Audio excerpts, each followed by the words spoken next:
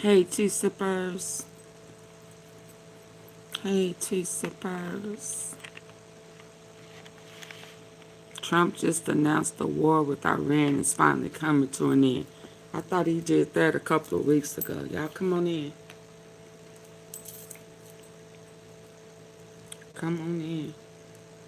What time is it? Come on in.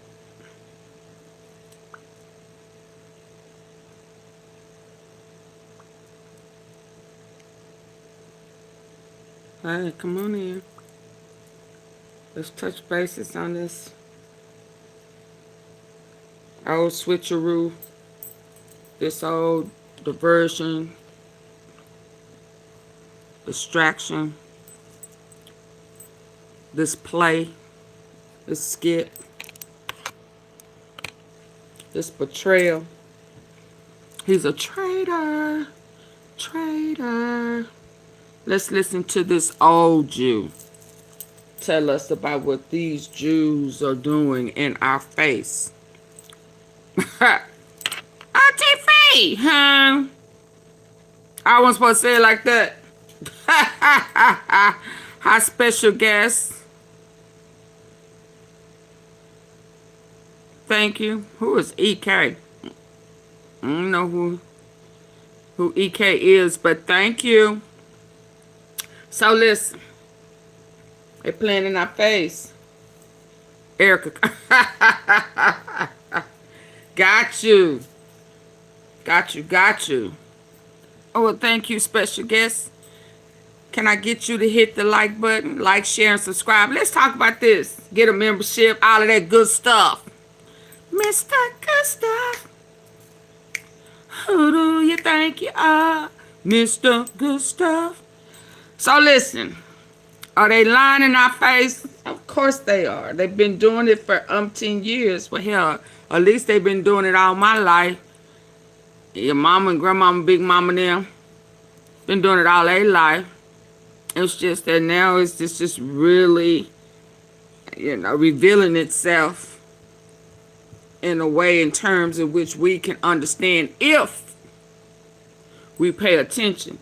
See, I've come to understand. That's why I'm late. It's just a bunch of little stuff going on, little trickery, kind of playing in folks' place on the cool, like they ain't supposed to see it. Yeah. Okay. Yeah, all right. But, so I'm just trying to get a feel of what's really going on. And see, they anticipate folk being preoccupied with bull. That. Yeah. To see, because, there's supposed to be a hearing going on today. Today's supposed to be the day. This supposed to happen. That's supposed to happen. This is happening. Oh boy, in Memphis, he's supposed to be in court. He's supposed to be just all over the place to have everybody. He at the airport, they checking ID. They hauling immigrants off. If I was an immigrant today, I would not be in the airport. I'm going to say it again. If you are illegal, hell, you could be legal. And you didn't bring all your documents with you, don't you take your ass to the airport.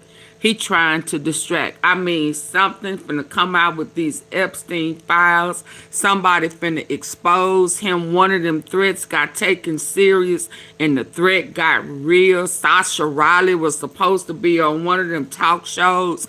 A whole bunch of stuff. But baby, when stuff get real and real close to him and his panic gets real, he started doing too much. So right now, too much going on. Hey, Purple Flower, too much going on for Auntie Fee. So that's when I know, okay, so what's going on?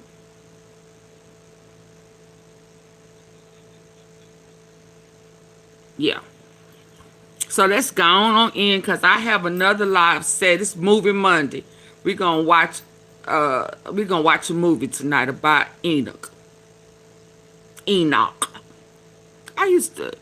was a childhood neighbor Didn't know what their name. You know, sometimes you just be thinking names is just out of a book. But he was the first Enoch that I knew of. And his mom was real churchy. Yeah, Enoch. Yeah, I'm gonna have to see what's going on with Enoch. He was an only child. But anyway, let me get on back on topic. Let's hear what the old Jew is telling us about what's going on and why. He said only Jews understand what's really going on. So that's shit. Let's see what the Jews is saying is really going on up in here. Because y'all trying to make us lose our mind up in here. Hey.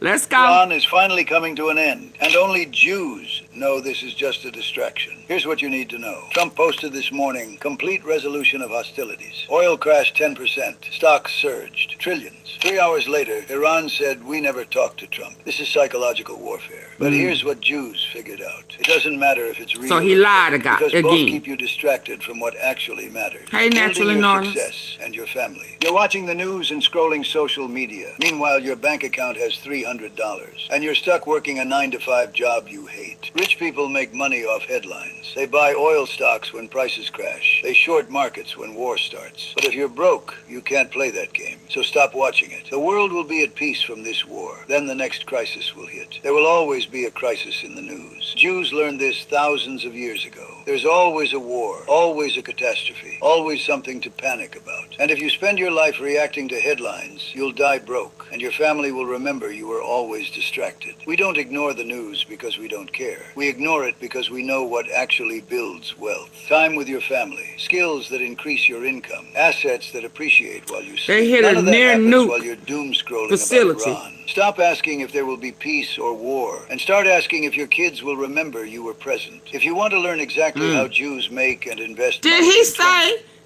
get in tune with your kids? Did he just say, y'all too busy here, doing this, doing that? Get in tune with your kids. Do your kids really even know you? Is that what he said on the code? Did he just throw a slug?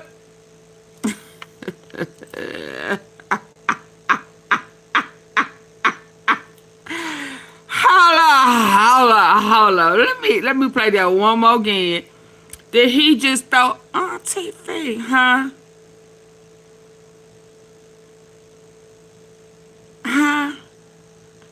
What the Yeah, bitch. Trump just announced the war with Iran is finally coming to an end, and only Jews know this is just a distraction. Here's what you need to know. Trump posted this morning, complete resolution of hostilities. Oil crashed 10%. Stocks surged. Trillions. 3 hours later, Iran said, we never talked to Trump. This is psychological warfare. But here's what Jews figured out. It doesn't matter if it's real or fake, because both keep you distracted from what actually matters. Building your success and your family. You're watching the news and scrolling social media. Meanwhile, your bank account has $300. And you're stuck working a 9-to-5 job you hate. Rich people make money off headlines. They buy oil stocks when prices crash. They short markets when war starts. But if you're broke, you can't play that game. So stop watching it. The world will be at peace from this war. Then the next crisis will hit. There will always be a crisis in the news. Jews learned this thousands of years ago. There's always a war, always a catastrophe, always something to panic about. And if you spend your life reacting to headlines, you'll die broke, and your family will remember you were always distracted. We don't ignore the news because we don't care. We ignore it because we know what actually builds wealth. Time with your family, skills that increase your income, assets that appreciate while you sleep. None of that happens while you're doom scrolling about Iran. Stop asking if there will be peace or war, and start asking if your kids will remember you were present. If you want to learn exactly how Jews make and invest money in 2026, comment Goldman, and I'll personally send you my full playbook.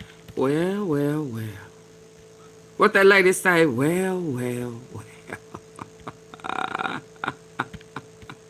Let's hear this one. There's a lot going on, y'all.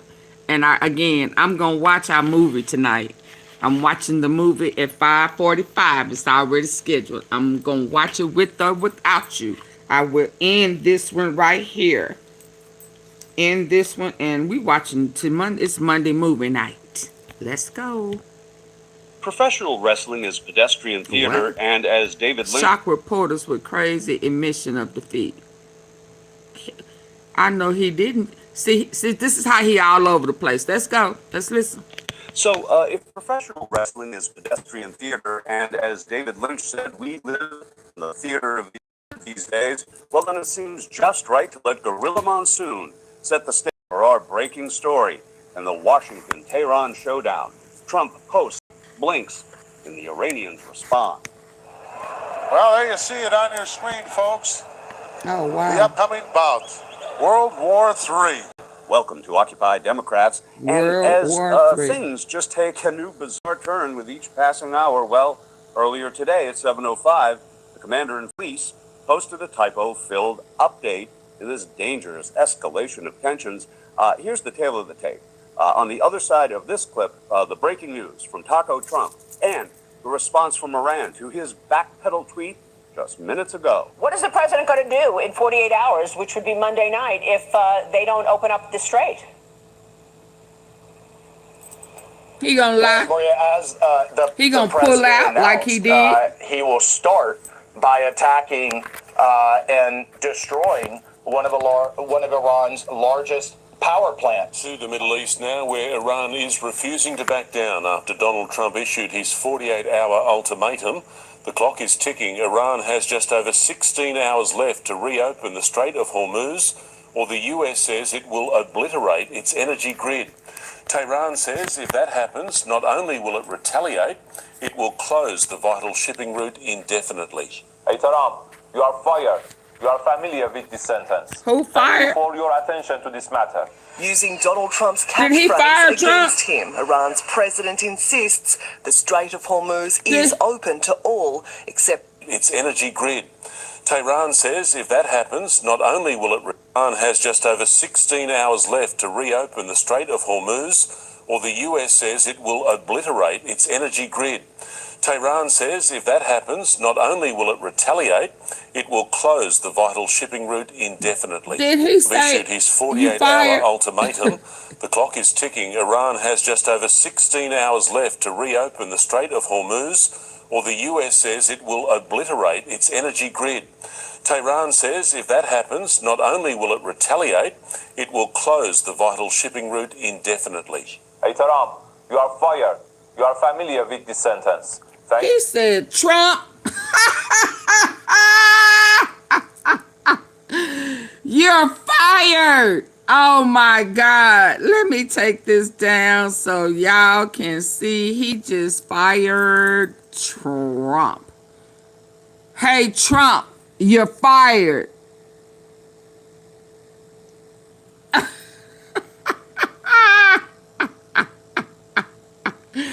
I love it. I love it. Say quit. Quit with all that foolishness. All that lying and crying and yeah, you can play if you want to. He said, I'm gonna light your whole world in the United States upside down.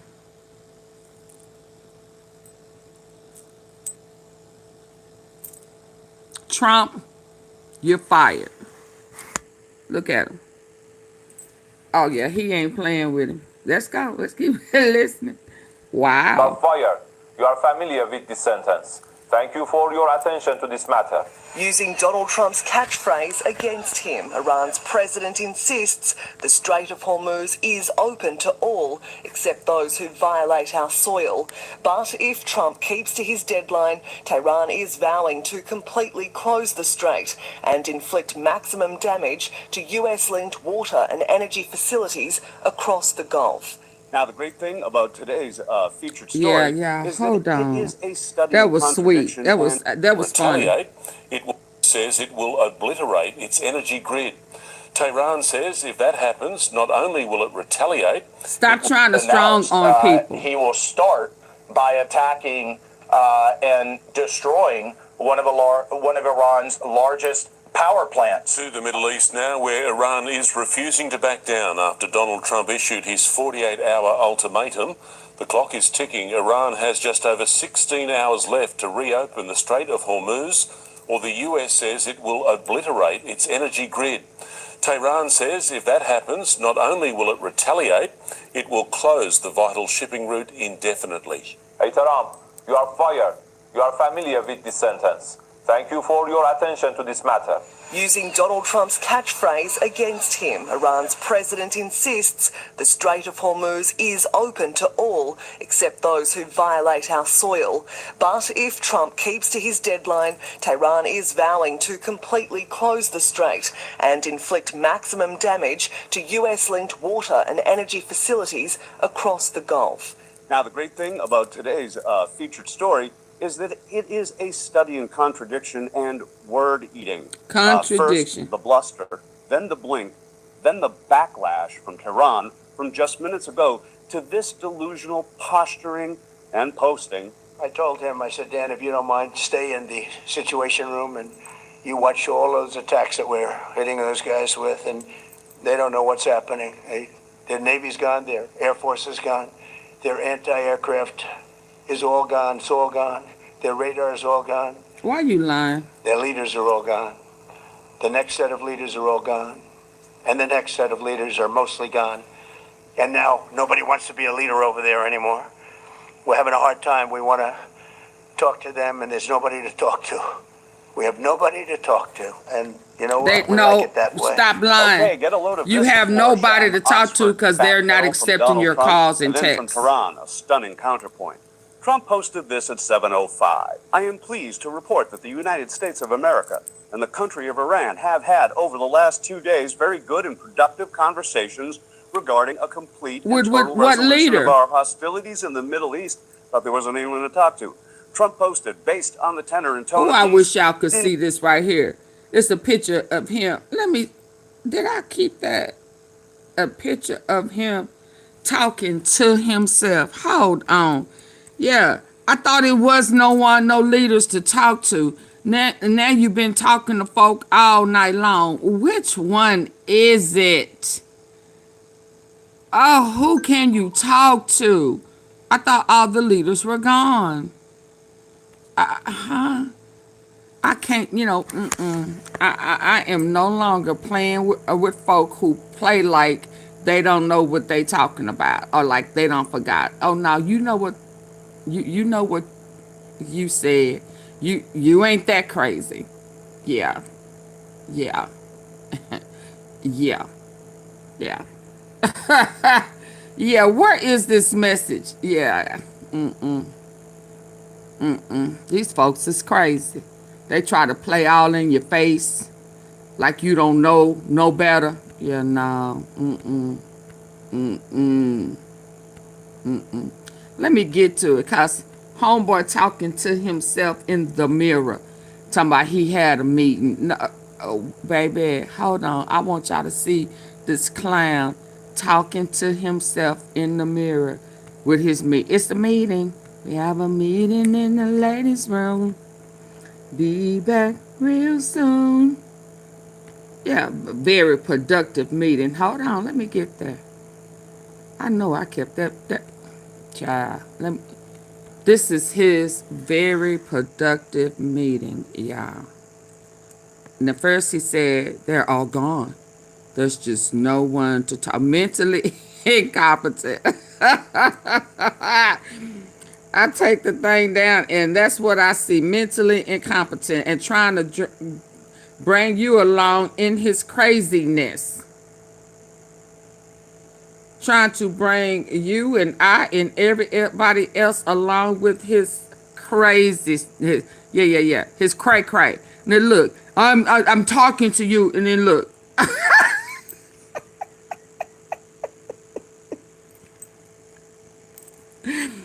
This is his meeting. I'm talking to some very important people. Right here. He crazy. So at least he could say, I didn't lie. I was talking to somebody. They was just in the mirror. Y'all, this is crazy. Now, who thought that he's, all them folk that used to come in here talking about he's the best thing ever? That ever come in, what's that song? You're the best thing yet that ever come into my life. Yeah, Anita. You're the best thing yet that ever come into my life. Ooh. Yeah, talking to herself.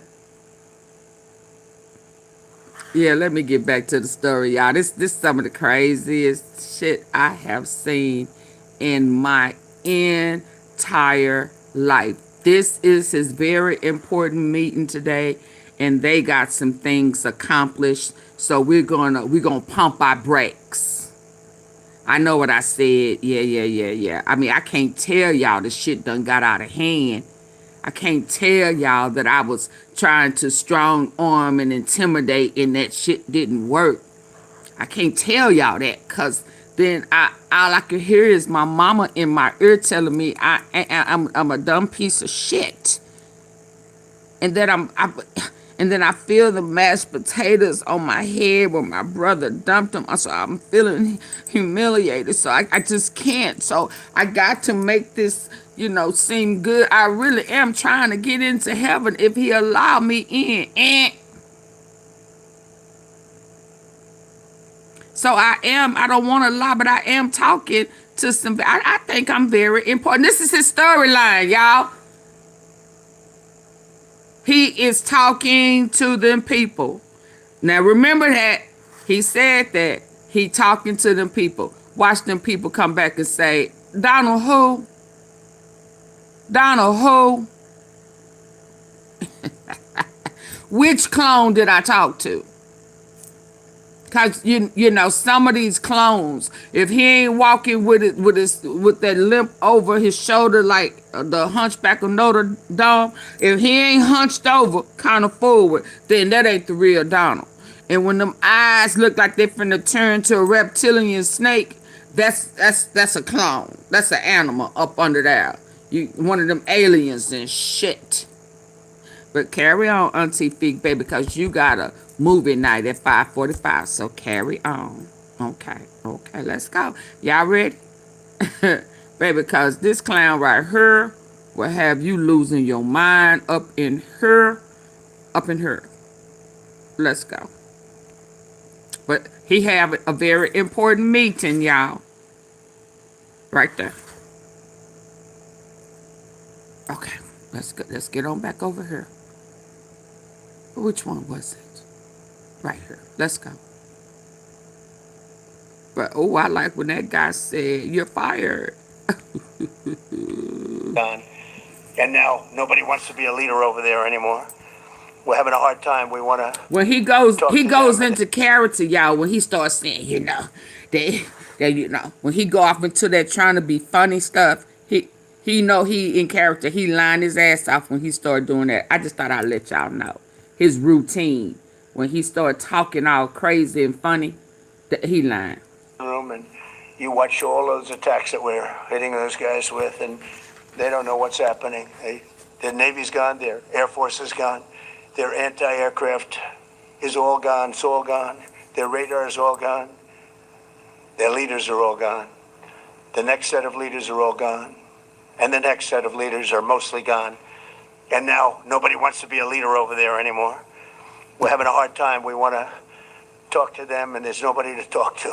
They're not answering nobody you. to talk to. And you know what? Oh, well, maybe he think they're not accepting his text. It's because they threw messing with him, and maybe he think that mean that they gone.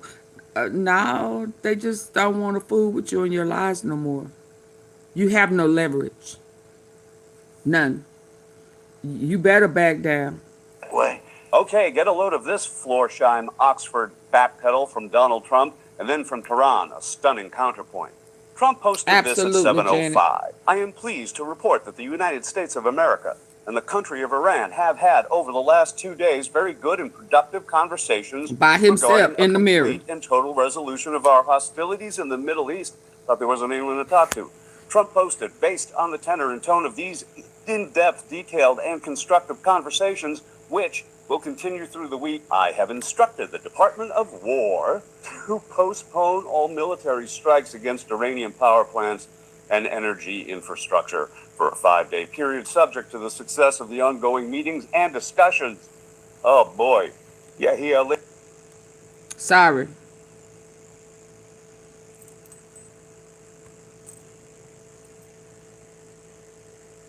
Why is it not moving? Let's go. Later deleted that post and republished it without the spelling mistakes. Okay, so it's a good thing, right, that he's not impulsive, because this just in from Tehran. Mohammed Val in Tehran. I'm just hearing that that Iran's Fars news agency says and reports this very moment that there is no direct communication between Iran and the United States. So as per Donald Trump's message, there's some form of communication.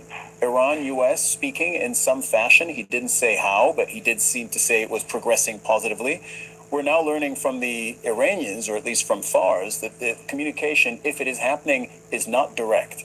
Wow, you can't take Donald at his word? He seems like such a trustworthy guy. Yeah, that's the bluster of a draft dodger, all right, in the theater of war. Now let's... So he done said all of that.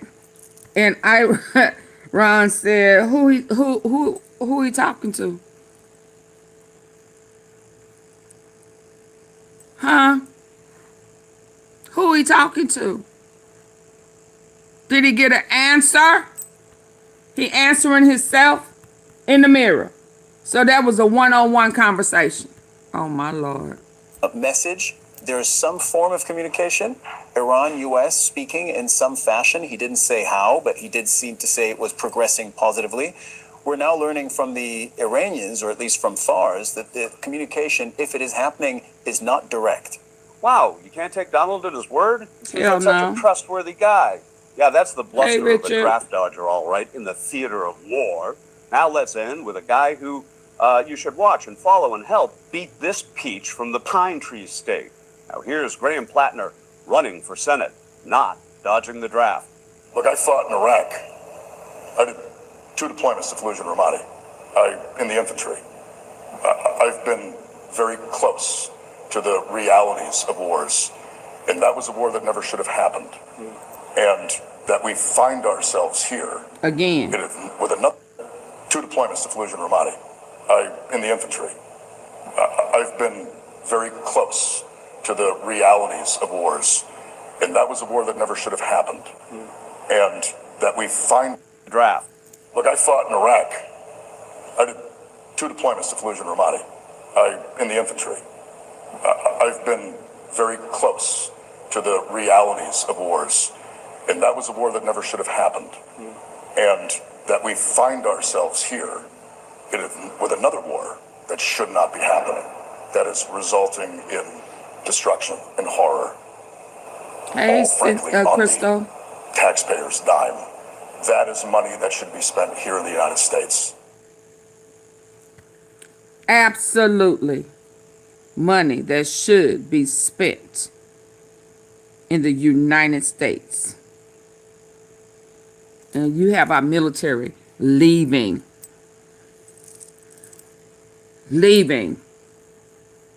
resigning, high positioned, leaving office because of your bullcrap. Because of your bullcrap. Hold on. Yeah, I want y'all to see what's happening with that man that says, Donald, you're fired. I want y'all to see what he means. Hold on. He mapped it out for us.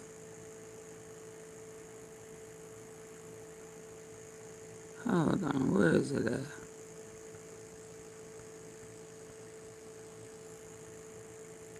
Where is it at? Everybody getting through it. So this is a video that Trump should understand. It's for the remedial.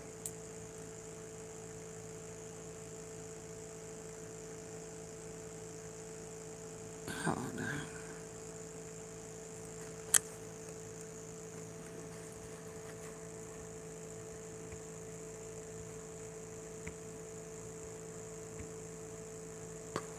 Why is it not?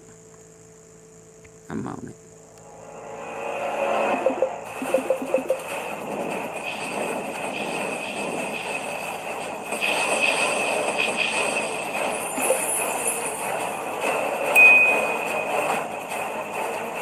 Everybody getting through.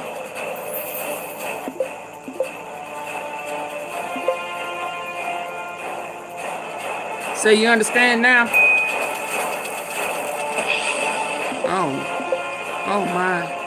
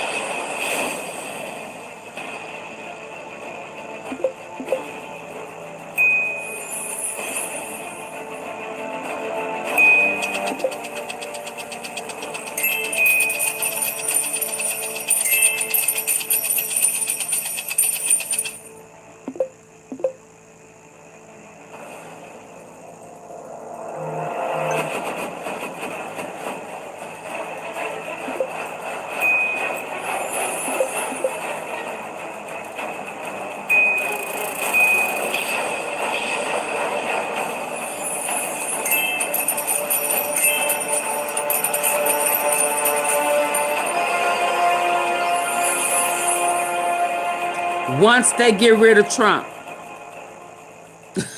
Do y'all need to see that again? One more again. They getting through.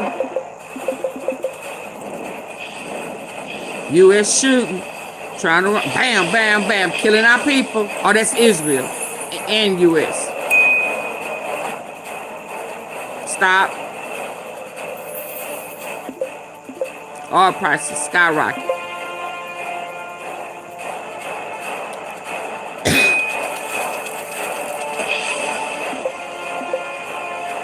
Now the MAGA loves getting mixed up off the orange Kool-Aid.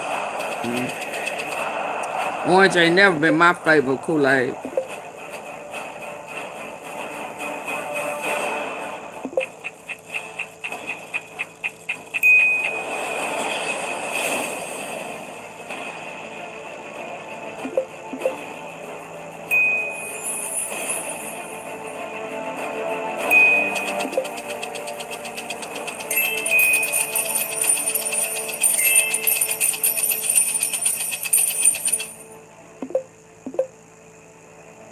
He said we have lots of oil.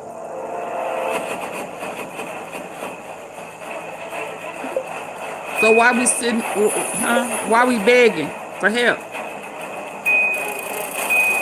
Bam. Once they take you out,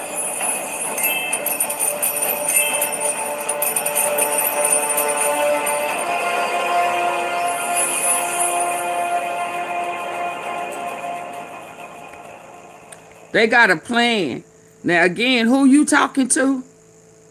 Because they plan is to take your ass out while you talking to yourself in the mirror, faking and shaking like they talking to you. They got a whole plan to get your ass up out of here. Now, I'm not trying to say that we welcome you getting up out of here. All I'm saying is they got a whole plan while you over there playing. And there's been massive... Oh, Lord, let me hear what he got. Let me hear what he got to say. Oh, James. If you do 100 lateral pull-downs daily... Now, I wasn't planning for this. Let's just hear him because he's funny as heck. Robert Mueller dies, and Trump says, I'm Blair. Will you be stuck with being sane? I wish I could see Trump on the other side of this picture right here so he could be talking to Trump. But let's go, Mr. James. Let's go. About this. Because I tell you what, I'm going to be goddamn. Robert Mueller dies, and Trump says, I'm Blair. Will you be stuck with being sane about this? Oh, he talking about what, that. I'm going to be goddamn insane. I'm going to be rip shit. I'm going to be throwing stuff. I'm going to be seeing everything that you can. Okay. So Friday night, Bill Maher who I like, and by the way, who I think should have gotten the Mark Twain Prize easily. I think Bill is clearly one of the most influential comedians. I'd say a little bit more than social commentators of this Y'all, subject. please hit the like button coming in. He took issue with me, and so, and be honest, and I'm sure he expected this, and will take issue back.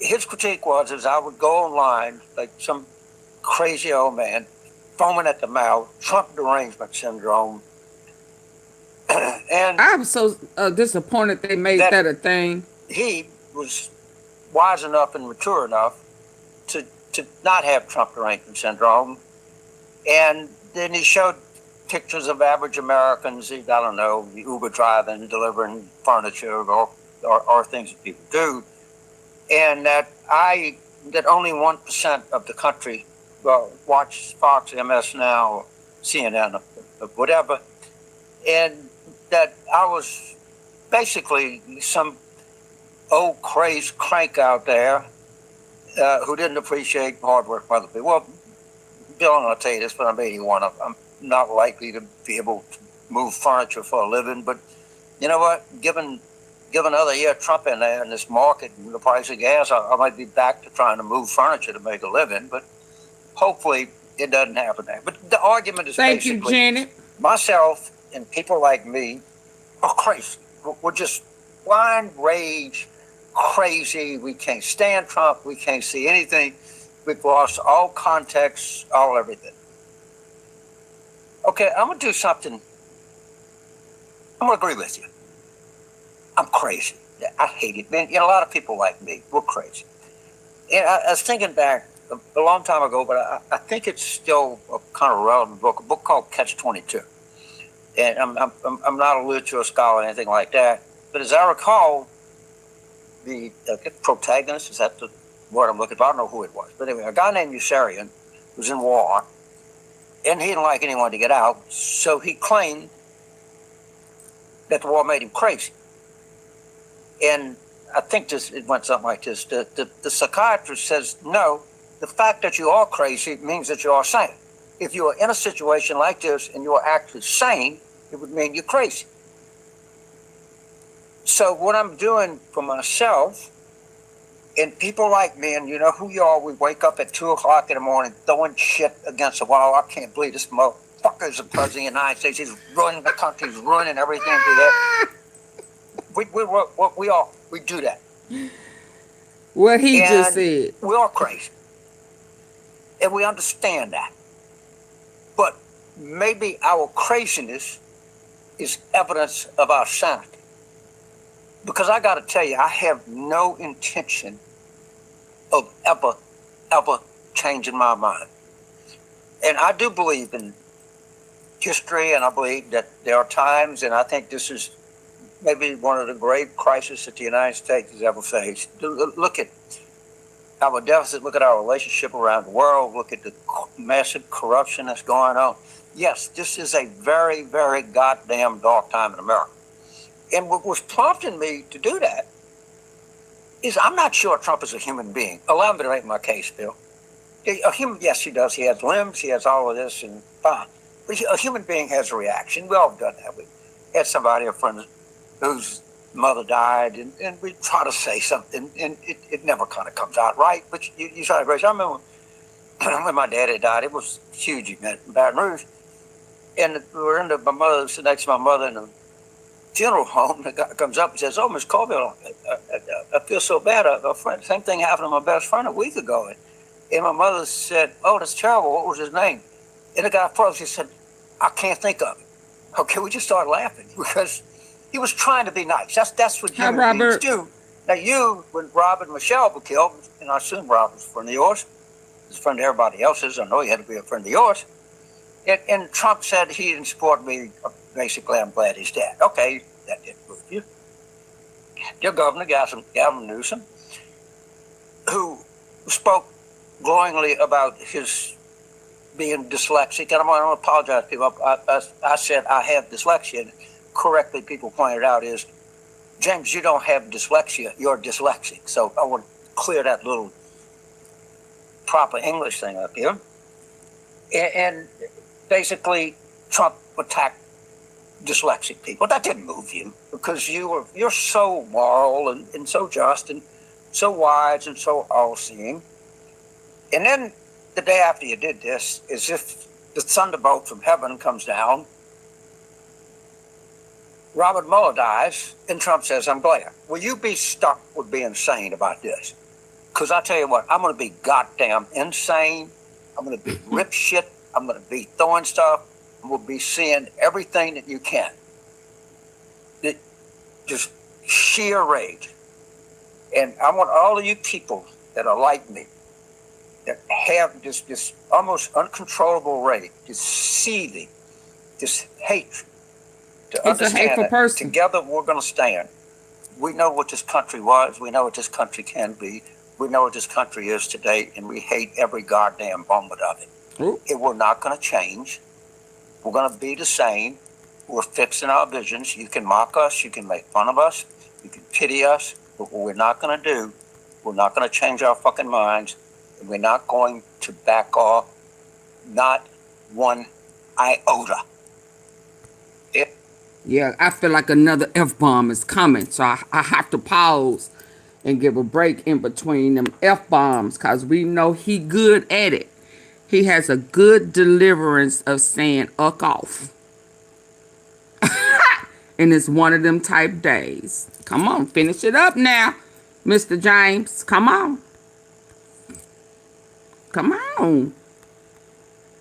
And so I understand where you're coming from. I consider you a friend. I've been on your show a bunch of times. I think you're basically a compelling, gracious man. But do me a favor, Bill. Try to get your head out of Barry Weiss's ass and give us the real time that we grew to know and love. Thank you very much. Okay. He wasn't that bad today. Hold on. We got some more before we dig off in there. I'm waiting for y'all to get them likes up because, again, 5:45. Let me make sure I have it set. Did y'all get an indication that there was going to be a 5:45 Monday movie, a movie Monday? About the Antichrist? Not the Antichrist, Auntie Fee, huh? About Enoch. Did y'all get that? Cause baby, it don't matter what's going on. We gonna watch that movie tonight. So get your popcorn ready. I'm sick of. Oh yeah, it's public. Okay. Yeah, get your popcorn ready. You know, cause we gonna have to have a break of all this, and get to what's coming our way. Okay. His own Secretary of State. Oh no, now that's coming too. Lord, Auntie Fee, you're doing too much. Get on back where you're supposed to be. Let's hear him. Come on, Ben. Hurry up. Donald Trump has been panicking all morning, and as the markets were about to absolutely crash, Donald Trump, in order to manipulate the markets, just came out with a massive lie and claimed that he is in the process of negotiating a deal that could... If y'all are not getting y'all notifications, y'all have to go up into unsubscribe and then subscribe right back and hit the top bell. Somewhere along the line, some things have changed or something, a question was asked, and I'm not sure how it happened, but it's happened. So just unsubscribe, then turn right back around and subscribe and hit the top bell. Potentially resolve the war with Iran. Donald Trump refuses to say who he's having these discussions with, himself in how the mirror, they are taking place, what the general framework is, if there are anyone mediating these conversations. Iran instantly has denied that these communications are taking place. They say there's no direct or indirect communications with Donald Trump, but based on Donald Trump's fabrications, the markets which were set to crash have actually stabilized, at least for the time being today, although as more information trickles in that Donald Trump is lying, and Donald Trump just gave a disastrous press conference on the tarmac as he leaves Florida to head back to Washington, D.C. I think it's becoming evident to everybody that yet again Donald Trump is lying. So remember, Donald Trump gave Iran a 48-hour ultimatum where he said, if you don't get out of the Strait of Hormuz immediately and allow us to control the Strait of Hormuz, the United States will blow up all of your energy infrastructure in Iran, starting with the biggest one first. Iran responded and said, we reject that ultimatum. If you go Now after what? our energy infrastructure, we will be attacking the energy infrastructure, desalination facilities, commerce centers, and any other areas where economic benefits are derived in the Arab nations that surround us. Take our threat very seriously. So Donald Trump had an option. His deadline for the ultimatum would be due in a few hours. Was he going to bomb the civilian energy infrastructure of Iran, which would be a war crime, or would he basically do what he always does, where he makes up a lie, says he's involved in negotiations when he really isn't, and then try to get himself out of the mess that he created? Well, early this morning, here's what he posts. I'll show you Trump's post, the Iranian response right away, because Iran, within 20 minutes, they were on their media channel saying this is a lie. There's no direct or indirect communications with Donald Trump. Shutting him Look at down, the left United and right. States backing down. So let me show you what went down. Trump writes, I'm pleased to report that the United States of America and the country of Iran have had over the last 2 days very good and productive conversations regarding a complete and total resolution of our hostilities in the Middle East. Based on the tenor and tone of these in-depth, detailed, and constructive conversations, which will continue throughout the week, I have instructed the Department of War to postpone any and all military strikes against Iranian power plants and energy infrastructure for a 5-day period, subject to the success of the ongoing meetings and discussions. Thank you for your attention to this matter, President Donald J. Trump. And to be clear, when he talks about military strikes against power plants and energy infrastructure, that is a war crime right there. That is a 100% a war crime. So then Donald Trump reaches out to CNBC and to Fox Business, and he calls them and he says to them, Iran badly wants to make a deal. It could happen in 5 days. Why 5 days? Because he doesn't want the markets to crash this week. What happens in 5 days? The markets close. That's when escalation likely would begin again over the weekend, and then he comes back on Monday to manipulate the markets again. So as Faye Tukes News explains over here, it's true though, take note of who Trump is talking to following his Truth Social post, CNBC and Fox. Then I'll show you this in a moment. Donald Trump says that part of these discussions, he will be jointly controlling the Strait of Hormuz with the new Ayatollah. It will be Trump and the Ayatollah now working together, controlling the Strait of Hormuz, which obviously is a bunch of nonsense. So Iran responds right away. They go on their various state media and they deny that there have been not just productive conversations, they deny there's any direct or indirect communications whatsoever. Iran says, 1, there has been no indirect or direct contact with Trump or his people. 2, Trump is trying to buy time in the Iran war. 3, Trump withdrew from the power plant strike threats after Iran's firm warning that it would strike its neighbors. 4, Trump's comments are part of a psychological warfare campaign against Iran. 5, Hormuz will not return and will never return to pre-war conditions as long as psychological warfare continues. As the Kobayashi letter explains, Iran has entirely denied all of Donald Trump's claims. And as our editor-in-chief, Ron Filipkowski, writes, never in my life have I believed Iran's state media over our own government until now. That's not being unpatriotic. It's having a brain that functions. And he's quoting Iranian state media saying there's been no direct or indirect communications with Trump, not even through intermediaries. Trump retreated after hearing that our targets would be all over the power plants, and we'd be targeting the power plants all over West Asia. Now, the editor-at-large of the Wall Street Journal, Gerard Baker, put out the following message. The unsettling reality is that with this president, this is the editor-at-large at the Wall Street Journal, the unsettling reality is that with this president, Americans in wartime are in the unprecedented position of having to suspect that the enemy's version of events is more likely to be true than our own. we have become Baghdad Bob. And specifically, we were seeing oil markets were imploding. I mean, it was going to go to $120, $150 per barrel. We saw the rise of the Treasury note yields, the 10-year and the 20-year reaching unsustainable levels. And then when Trump made the fabricated announcement, we saw some stabilization taking place as well. Massive market swings taking place this morning. So then Donald Trump was on the tarmac. He's leaving his vacation again at Mar-a-Lago and his Palm Beach club that we, the taxpayers, fund. And Donald Trump was asked, so Iran's foreign ministry says that you're not telling the truth when it comes to productive conversations to end the war.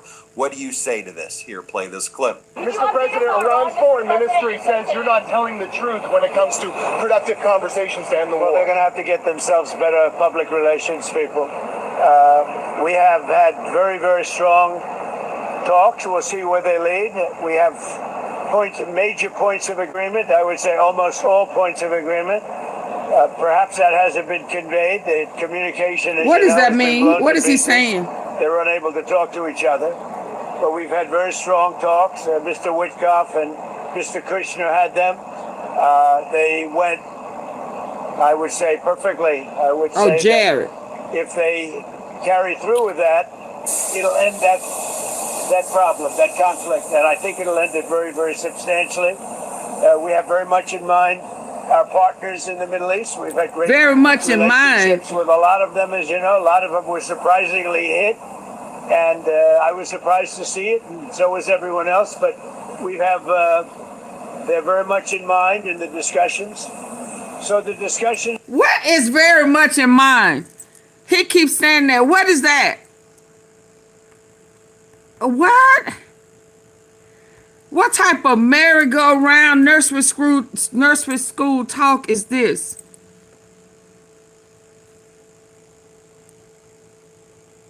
Very much in mind. What? Does anybody know what he just said? And so is everyone else, but we have, they're very much in mind in the discussions. So we've had very strong talks. Mr. Witkoff and Mr. Kushner had them. They went, I would say, perfectly. I would say that if they carry through with that, it'll end that problem, that conflict. And I think it'll end it very, very substantially. We have very much in mind our partners in the Middle East. We've had great relationships with a lot of them, as you know. We have very much in mind partners in the Middle East. We have very much in mind partners in the Middle East. We have very much in mind in the Middle East.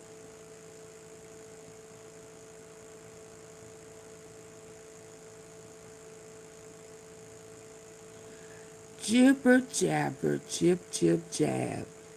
Jibber jibber jibber jab jab. Jibber jib jib. Drab drab. Meow meow. Baby, if y'all understood anything this man said, God bless you. Go get that checked out. 'Cause he ain't said nothing. He just went round and round on a merry-go-round of some words that did not connect. They just spinning.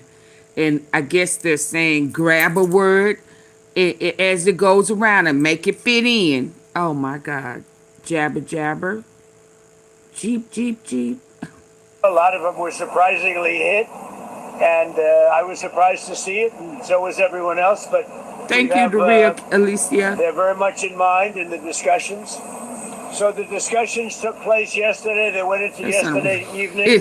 That's right, don't make sense. They want very much to make a deal. We'd like to make a deal too. They need to get a better PR person. Again, this would be an SNL skit. This would be parody if it wasn't issues of war and peace and so freaking dangerous and people's lives on the line and our economy on the line. Next, Donald Trump is asked. So you said there's many points of agreement that you've reached with Iran right now. Can you give us just a few? And Donald Trump goes like 15 points. The guy just makes everything up. This is a humiliation ritual my that he's putting God. the United States through right now. Here, play this clip. So you said there's many points of agreement with Iran right now. What can you give us a Many, like 15 points. 15 points. Iran has said yes. Well, they're not going to have a nuclear weapon. That's number one. They never had one. They never had one. That's for sure.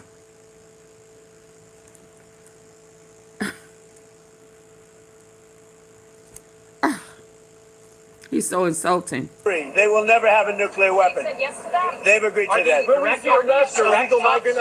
Let me tell you, if there's a surefire way to wake up feeling fresh after drinks with friends, it's with I pre-alcohol. thought you took it away. Zbiotics pre-alcohol probiotic drink is the world's first genetically to learn more. So if you're unsatisfied, Obliterated. within Iran, you said Jared Kushner and Witkoff are the ones having these conversations. Who are they speaking to? Because why would anybody want to speak to them? The last time there were conversations with those two, and there were productive mediated discussions by Oman's foreign minister, you then bombed Iran that night when there was a deal that was reached. So who are they speaking with, Donald? Here, play this clip. Who is Steve Witkoff speaking with, Mr. President? Speaking with Iran. A top person. Don't forget, we've wiped out the leadership phase 1, phase 2, and largely phase 3. But we're dealing with the man who I believe is the most respected and the leader. It's a little tough. We've wiped out everybody. Is that the Supreme leader? No, not the Supreme leader. Listen, let's be clear. Y'all know he's opposite. They wiped out We have not heard from the Israel's leaders. Every once in a while. Let's be clear. Y'all know he speaks on the reverse. He stay in reverse. The fact of the matter, he got me talking boo boo jabba boo boo boo boo. Yeah, he got me talking that foolishness.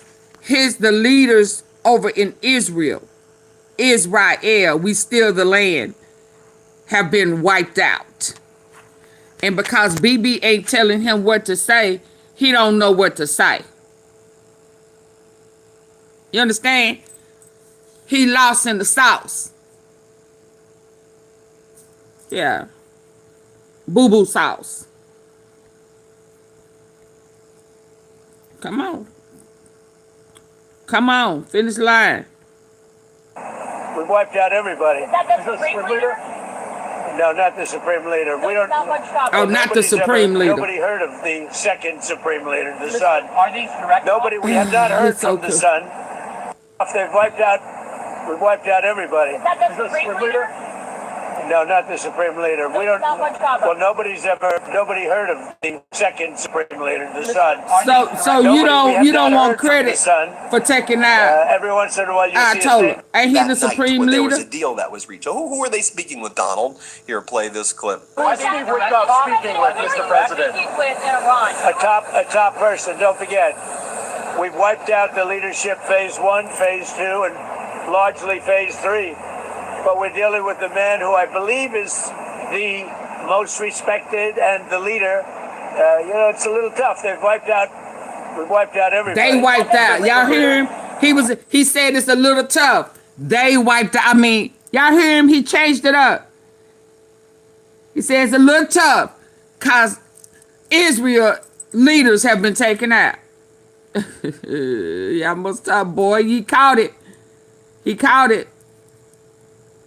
It's a little tough. They've wiped out. They wiped out. Did y'all hear it? They've wiped out. It's a little tough. Yes, indeed. They've wiped out. We've wiped out everybody. Is that the Supreme leader? He said they and then we. Yeah. All the folk that was giving you command and order has been wiped out. And you don't know what to do. Is that the Supreme leader? No, not the Supreme leader. We don't. Nobody heard of the second Supreme leader. Nobody heard of. So you said no, not the Supreme leader. So are you saying that you didn't take him out? You don't want them to know that you was a part of. Why you moonwalking? It's a little tough. We've wiped out everybody. Is that the Supreme leader?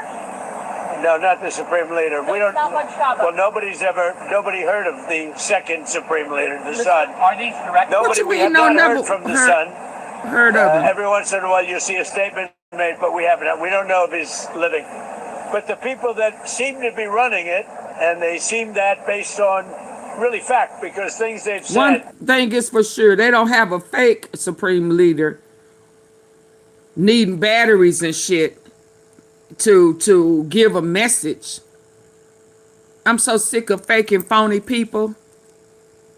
I'm so sick of fake and phony people trying to play in folk face. Yeah, let that hit where it needs to hit. Yeah. Phase 3, but we're dealing with the man who I believe is the most respected and the leader. It's a little tough. We've wiped out everybody. Is that the Supreme Leader? No, not the Supreme Leader. We don't. Not much stronger. Well, nobody heard of the second Supreme Leader, the Son. Are these direct? Nobody, we have not heard from the Son. Every once in a while you see a statement made, but we haven't. We don't know if he's living. But the people that seem to be running it, and they seem that based on really fact, because things they've said have taken place. Mr. President, Mr. President, I know you deployed. I don't want him to be killed. Okay, I don't want him to be killed. Mr. President, you deployed. You don't want who to be killed. Nobody wants that job right now. Nobody's. Okay, I don't want him to be killed. Mr. President, you deployed. Nobody wants to be that. Nobody wants that job right now. Statement made, but we haven't. We don't know if he's living. But the people that seem to be running it, and they seem that based on really fact, because things they've said have taken place. Mr. President, Mr. President, I know you deployed. I don't want him to be killed. Okay, I don't want him to be killed. Mr. President, you deployed. Nobody wants to be that. Nobody wants that job. Now you done started a damn war playing. Now you done messed around and really wasn't trying to take out the leader. Just was trying to scare him. Now you don't want to claim that body because you don't want that heat.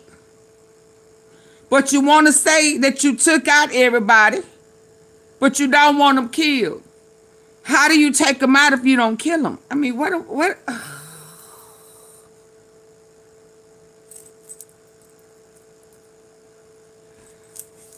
Oh my God.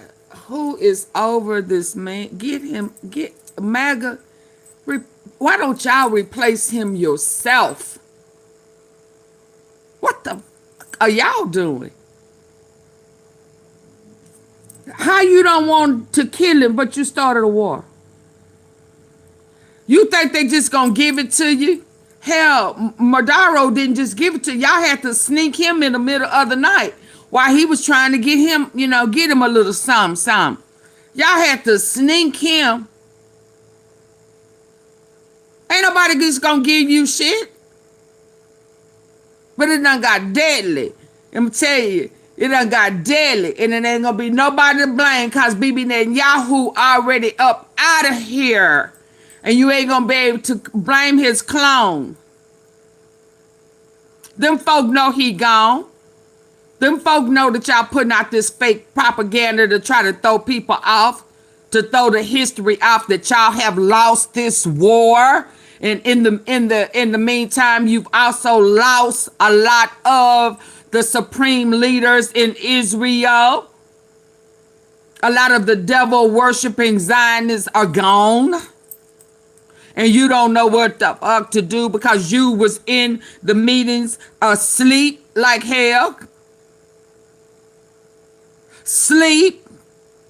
And you wasn't paying attention to nothing. You've never been able to pay attention. That's why your ass was sent off to a reform school. Because you couldn't mind. You couldn't pay attention. You were dyslexic. That's why your sisters and cousins and nieces and nephews and shit have always been taking tests for you to get into these Ivy League prestigious ass places. Because your non-focused ass couldn't stay focused. And now you don't know what to do. And you all in your cabinet's ass saying y'all are supposed to. Y'all are supposed to. People are getting arrested and brought up on charges and shit. And you want them to compromise their license and lie and fake the funk. Fake it till you make it. Now they realizing that they ain't gonna make it. So the faking is over, baby, because faking it till you make it ain't working. And these judges and shit are sick of you. Now, see, my mama have always said, I'm telling you, baby, a lot of stuff she used to say long time ago made no sense. She used to say who ran the world was the Rockefellers and the Rothschilds. Who knew what that meant? She always said they make the rules, they break the rules. How are we supposed to know as kids and shit what I always, if your ass in trouble, I always do the blue collar crime.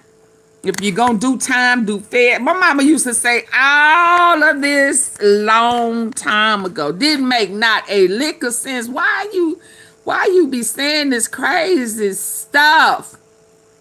Oh, but I get it now. They make the rules, they break them. Ain't that what's happening now? But see, what's happening is that, you know, them folks is now trying to jump off the boat because they know the boat. Who's stopping the boat? Shit, it ain't flowing like it used to flow. How can we get ahead of this new world order when shit is starting to fall apart? Huh? Now they don't know what to do. Who idea was it to put the dumbass? Oh, well, yeah, he would probably be the one that'll be bold enough to say and do the shit we want him to say and do. Tell him we gon' make the poor and the rich richer. We gonna use they fucking money to do it. We gonna use their taxes. We gonna increase the taxes. We gonna do this, that. And the only person that we know is bold enough to say that shit, but dumb as so we gonna have to protect him. It's Trump.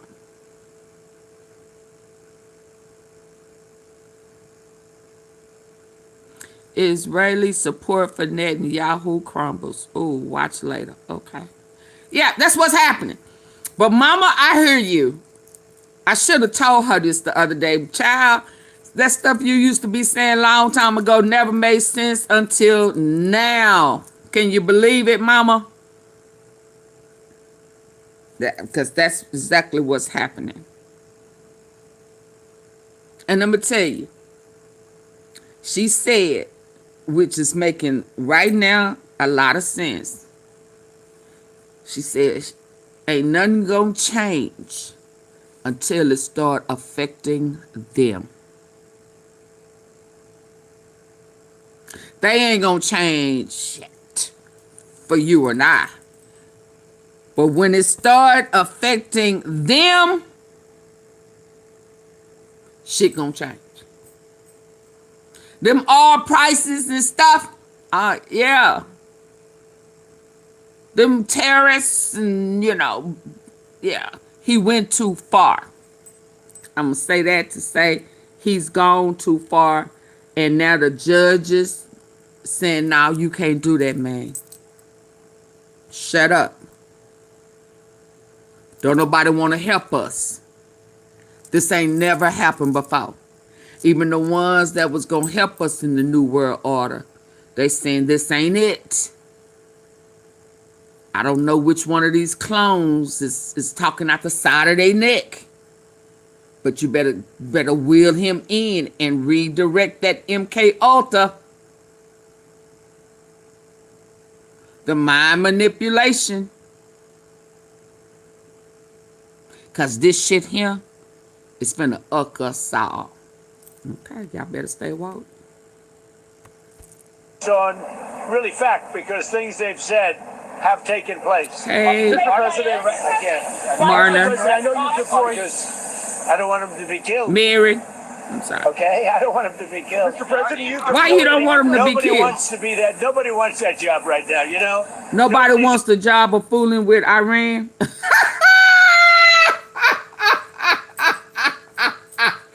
Don't nobody want that job of fooling with Iran. Is that what you're trying to say? Don't nobody want that job fooling with Iran. Y'all underestimated them. And they've been watching us for 20 years and said y'all asses done got lazy and greedy.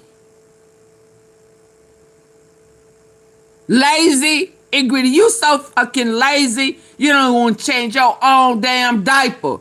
You don't even want to take your own pull-up off. So you just gonna sit until it's shit runneth over. That's just how lazy you and you rich elite, while y'all over here doing these ungodly, awful things to minors, women, kids, boys and girls. You done got comfortable in your deceit that y'all done got caught slipping. Yeah. I'm gonna have to go on and say it. I'm tired of letting folk make it. Real life and online. Yeah. You done got so damn comfortable in your deceit until you done allowed them to come and catch your ass slipping. Stopped your ass straight in the path. Can't go now step further. So now, don't nobody want to fuck with them people. What's that old movie? I numbered, I gunned, I numbered and I gunned. Yeah, y'all, I numbered, I missiled. Yeah, didn't he run out of missile? His ammunition? And hell, some of the ammunition that Iran have, they provided. Y'all thinking y'all done got the best shit. No, you haven't.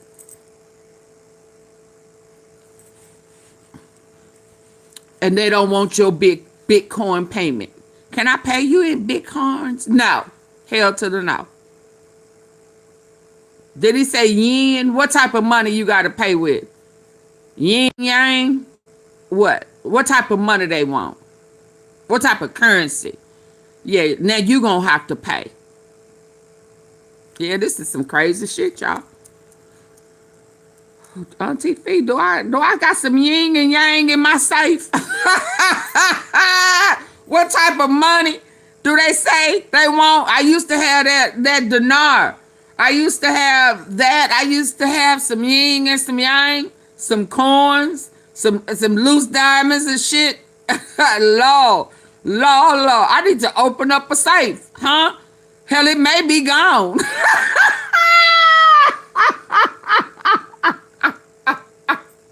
Do y'all have some foreign currency? Hell, we may need it. Hell, no, don't nobody want to fool with Iran. They out missile. And that's why these colonels and generals and shit don't want to fool with us. They want to get off. The sun. Are these direct? Nobody, we have not heard from the son. Every once in a while you see a statement made, but we haven't. We don't know if he's living. But the people that seem to be running it, and they seem that based on really fact, because things they've Trump said coins, no. have taken place. Mr. President, again. Mr. President, I know you deployed. I don't want him to be killed. I don't want him to be killed. I don't want him to be killed. Mr. President, you deployed. Nobody wants to be that. Nobody wants that job right now, you know? Nobody's exactly looking forward to being the head of that particular country, but perhaps we'll be able to solve that problem. Mr. President, So then the next question is, all right, so under your deal, who gets to control the Strait of Hormuz? How do you see it going down?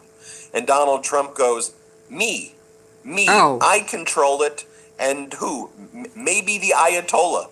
Donald Trump says that he and the Ayatollah will control the Strait of Hormuz. Folks, I mean for real. No offense to kindergarteners, but if you explained in a very rudimentary fashion what was happening. See, I ain't the only one thinking of elementary. What? Gooba, gooba, ga, ga, ga.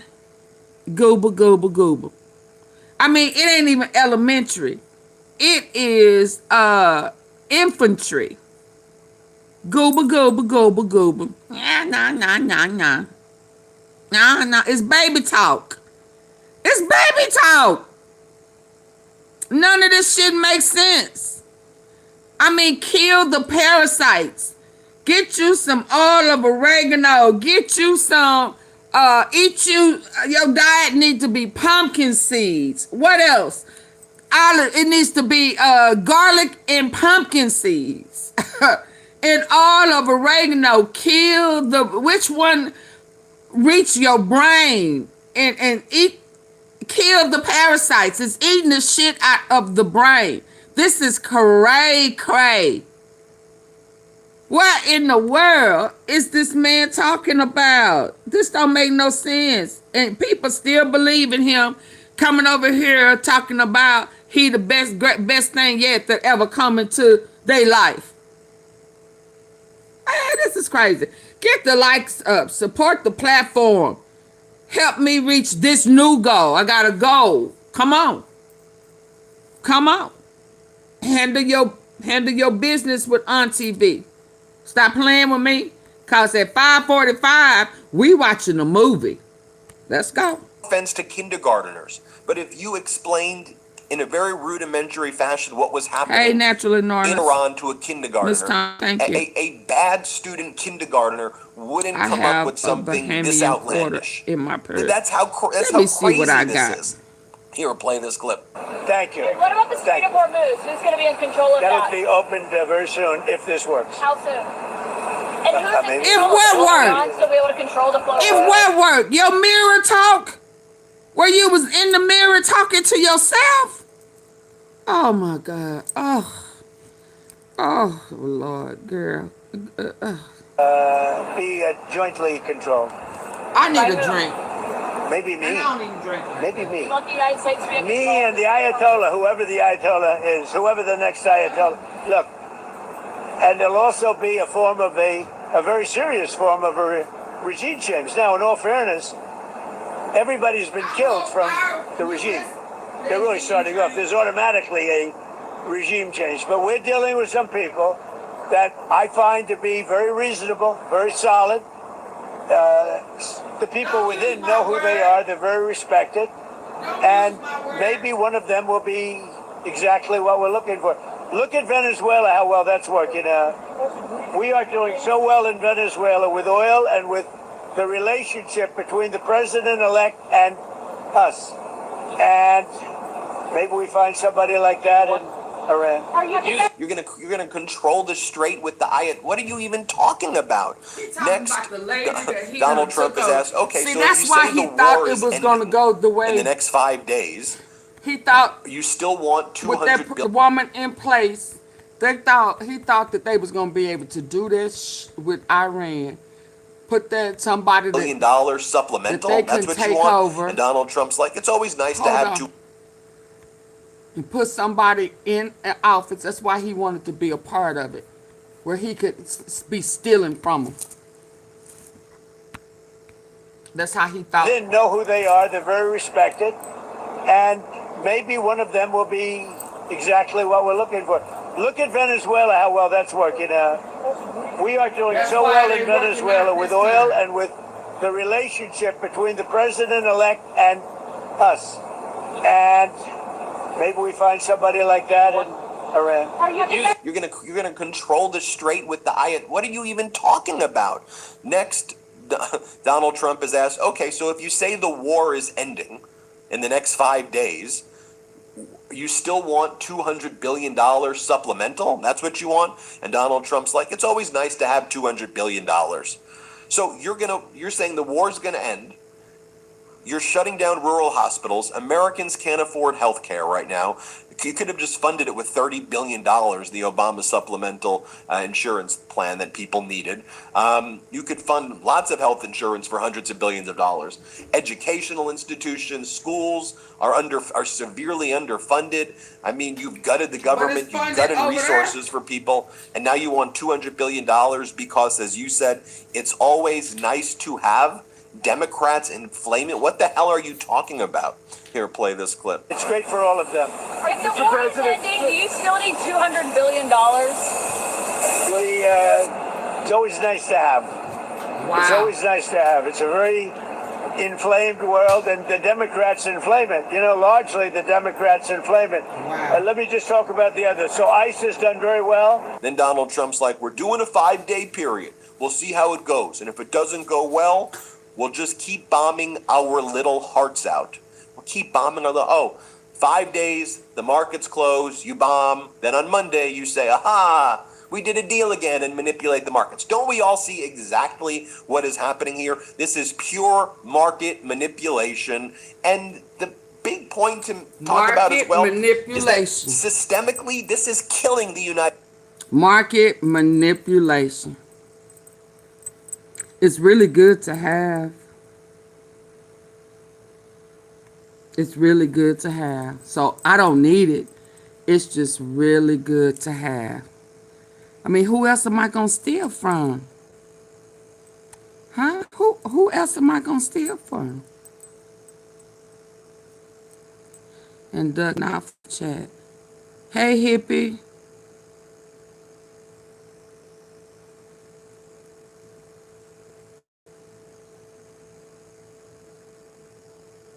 There you go, Mrs. Tom. He said it's really good to have. Y'all, I got this.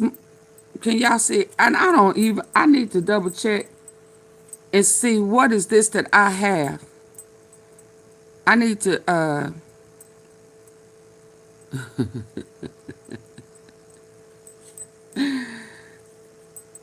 yeah, can somebody tell me what this is? Hell. Thank you, Janet. What type of currency? It looked like that Ayatollah man. Who is this? A foreign currency? I don't even know. It's a bunch. Well, I can't say it's a bunch, but who is? I'm sitting over here with foreign currency. Hell, can I cash it in? Ain't that one of them?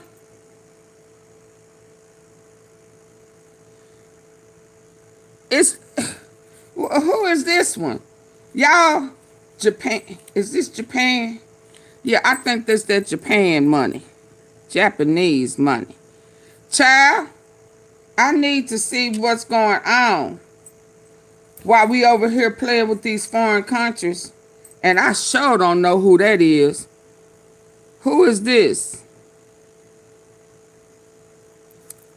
Auntie Fee, you will always take it to the airport. Oh, hell no, not right now. Ain't they trying to keep people? Netanyahu!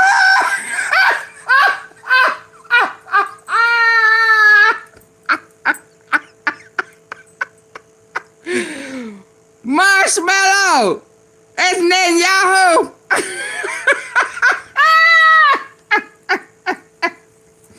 Auntie Fido went off in her safe and she got their money. She don't even know who money she got. Lord, have mercy. Bless her heart, Lord. Yeah, I don't know. Who? That's Ching Chang. That's Yang.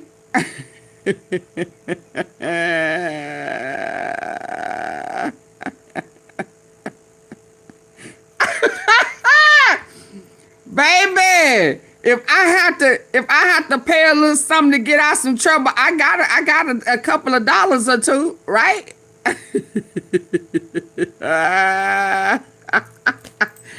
Now who is this? He said Netanyahu. Netanyahu.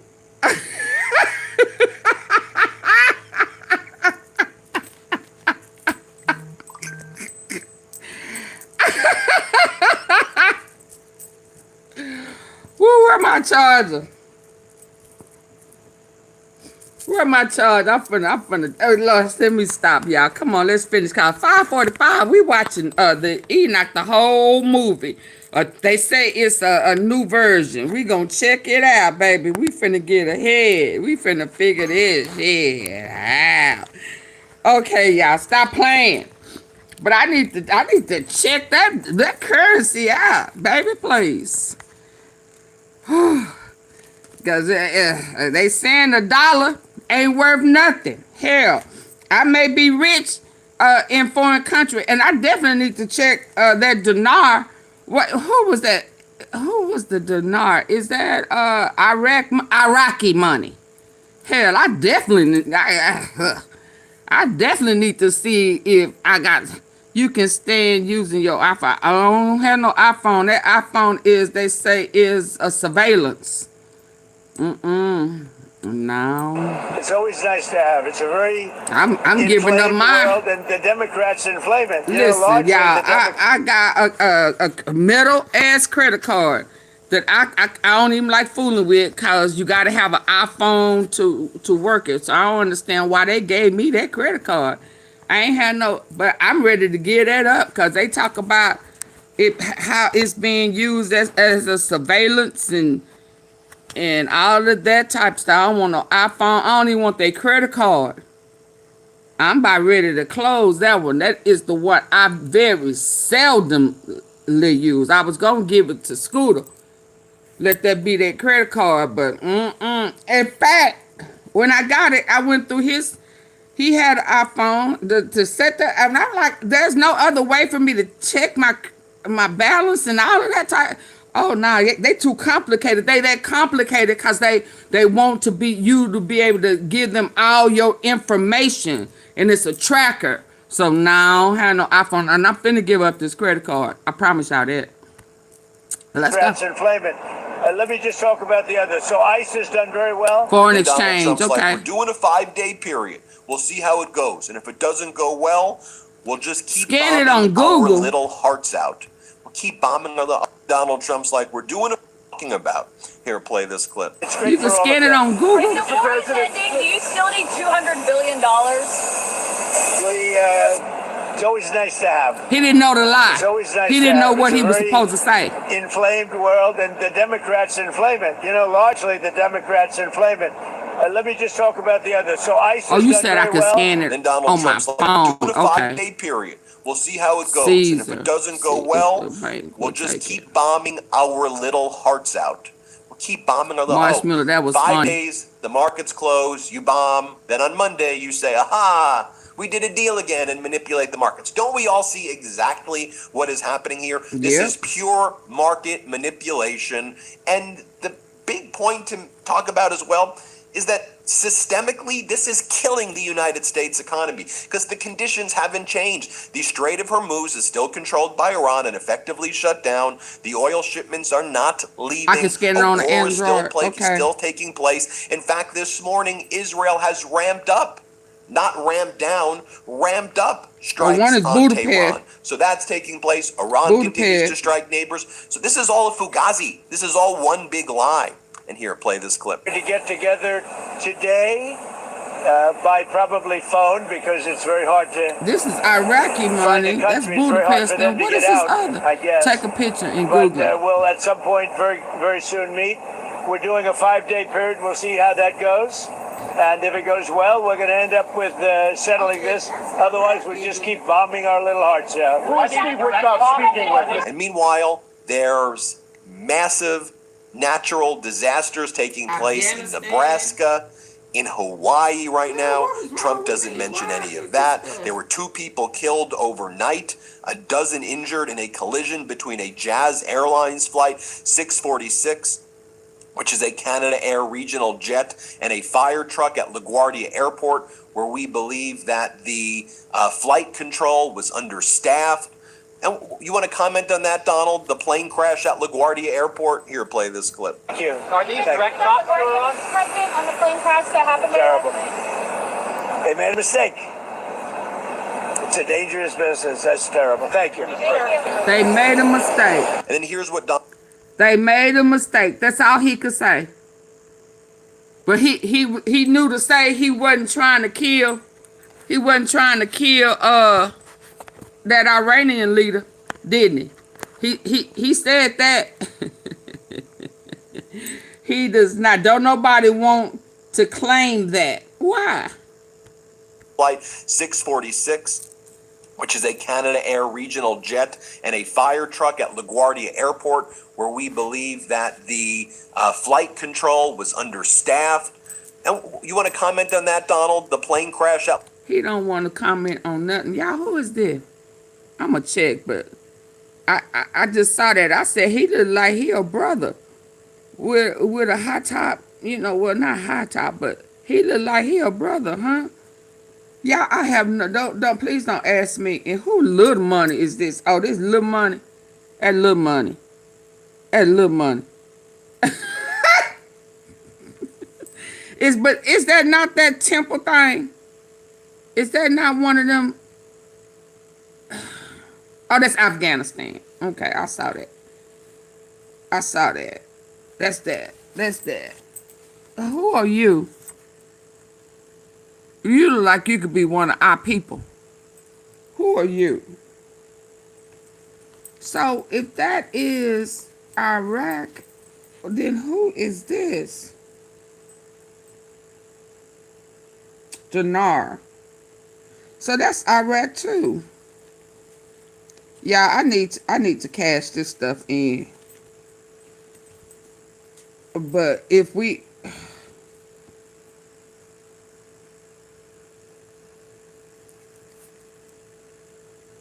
I go over there, I won't be broke. That's for damn sure. Let's finish this up because 5:45 we watching a movie. Airport, here, play this clip. Thank you. Are these direct shots for us? President on the plane crash that happened there? Terrible. They made a mistake. It's a dangerous business. That's terrible. Thank you. It was intentional. And then here's what Donald Trump says about Joe. You telling me that ambulance didn't see? Intelligence officials who quit over the war in Iran. Donald Trump attacks the fact that Joe Kent got remarried after his wife died in a terrorist attack in Syria. Always goes after the families first. That's Donald Trump's go-to move right there. And didn't he get remarried? To lie and lie in the most to somebody he was fooling with while he was married. Mr. President, do you know whether Joe Kent was leaking? Look, I'm not a fan of the guy. If you look at, and you never cover this, if you look at his truth or whatever he went on, if it's actual truth, if you look at his truth or his statements, you can't he was all for even ask who the people are. Okay. He wasn't. He was. Thank you, Mrs. Tom. Going out to dinner with my friends. See you later. All right, bye, Mrs. Tom. His wife was killed. He remarried fairly quickly. So did his you. Wife was killed, and I felt badly for him. And then you pushed him. He ran in for pushed him down the stairs. He ran for Congress again, and he lost. I said, you know, he's a guy, nice guy. Seemed like a very nice guy. I met him. He was pretty heartbroken. Pretty. You ran and you lost. I said, you know, it's a shame. He ran for Congress twice. Call him up, give him a job in the White House. He's smart. They gave him a job in the White House, and this is what he does to me. You know? Being a nice guy doesn't pay off too much. Mr. President. Think of it. He loses twice in Congress. Ran not very Maggie good K, campaigns. Google it. I'm going to Google it. But he loses twice. I would wait until the dollar bill falls. Okay, Ken Parker. Hold on to it. Okay. But I never dealt with him at all. Thank you, T. I had no idea his ideology was left or right. Put it back in the safe and leave it. I can say this. He said very strongly that Iran is not a threat. Iran's been a threat for 47 years. And there's not a country in the world that doesn't agree with me. They were not threatening us. So I take this guy, Joe Kent. You were lying like you're lying now. There you have it, folks. Let me know what you all think. Hit subscribe. Let's get to 7 million subscribers. And thank you all so much for watching.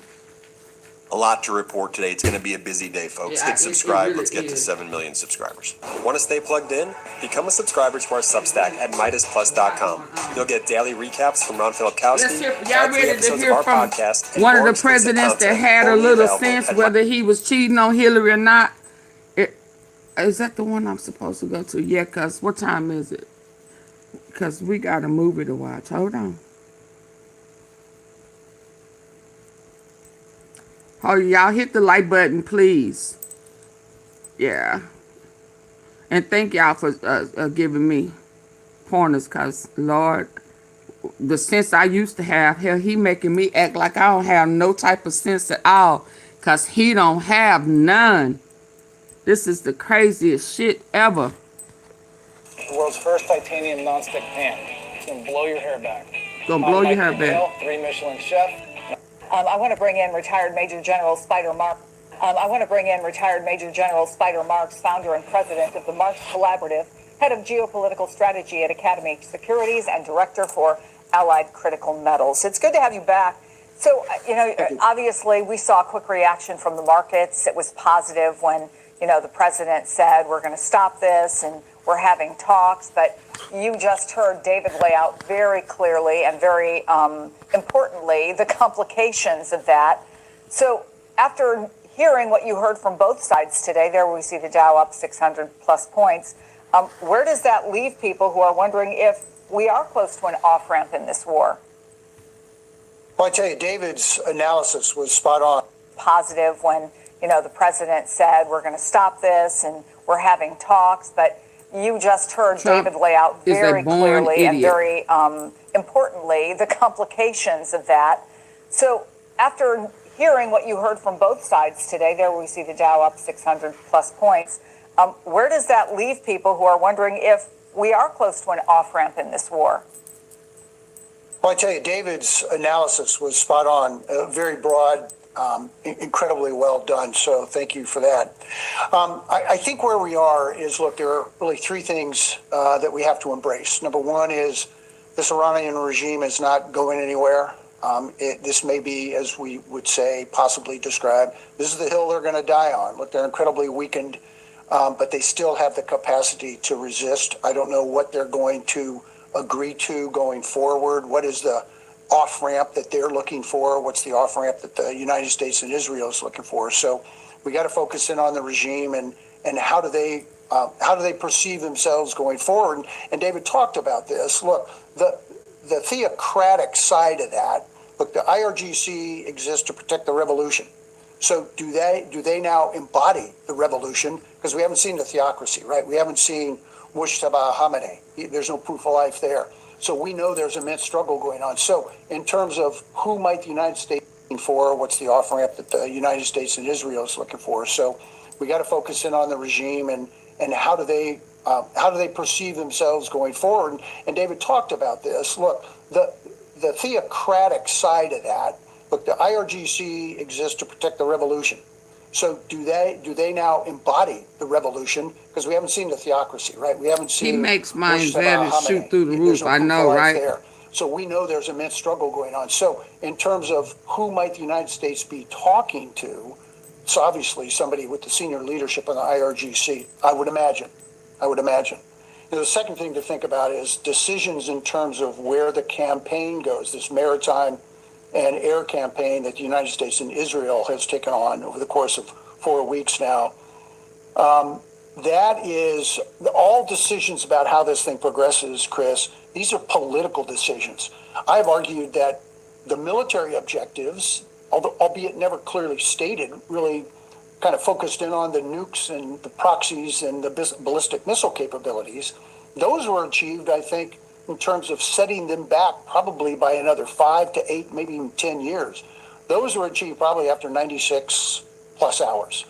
We're now over our skis. In other words, we had strategic clarity with tactical brilliance, and now we're a little bit lost. And we've got these great successes that have been achieved, but toward what end?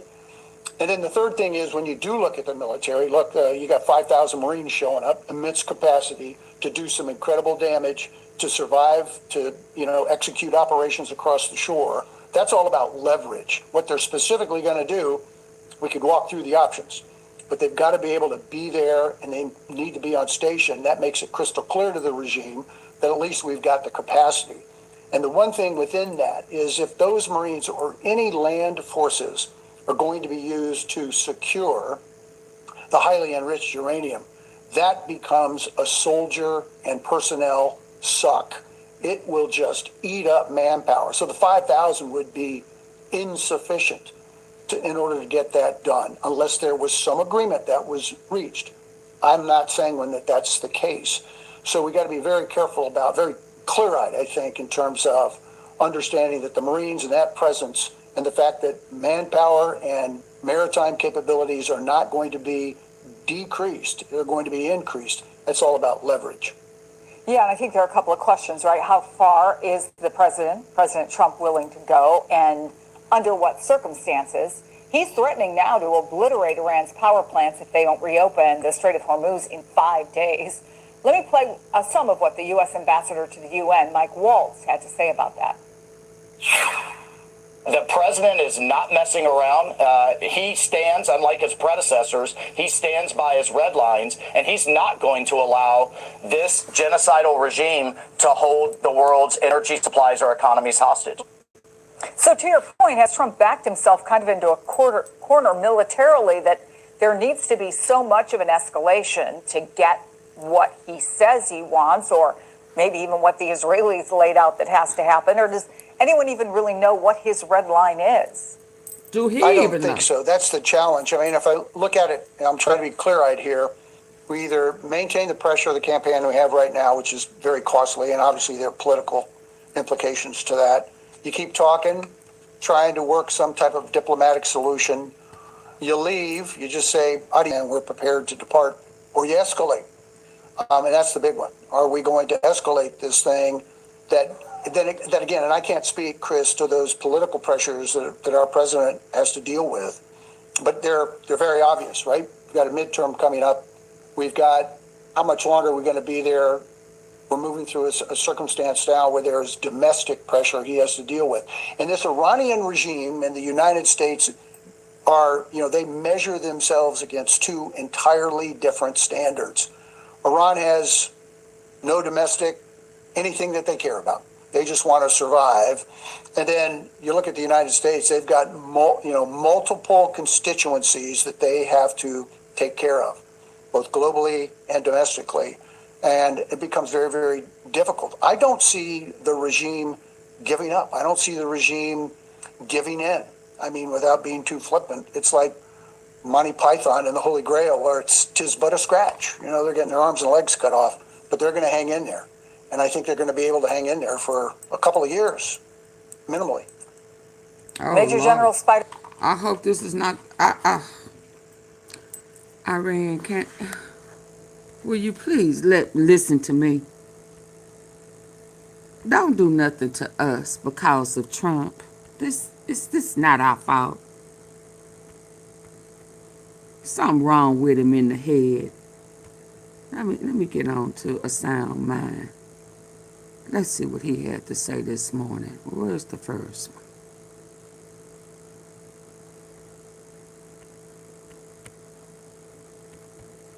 Hey, it's Ashley with 4 Patriots. We're in a bit of trouble. To put it plainly, we are in a bit of trouble. And we need to start stacking up our food. For real.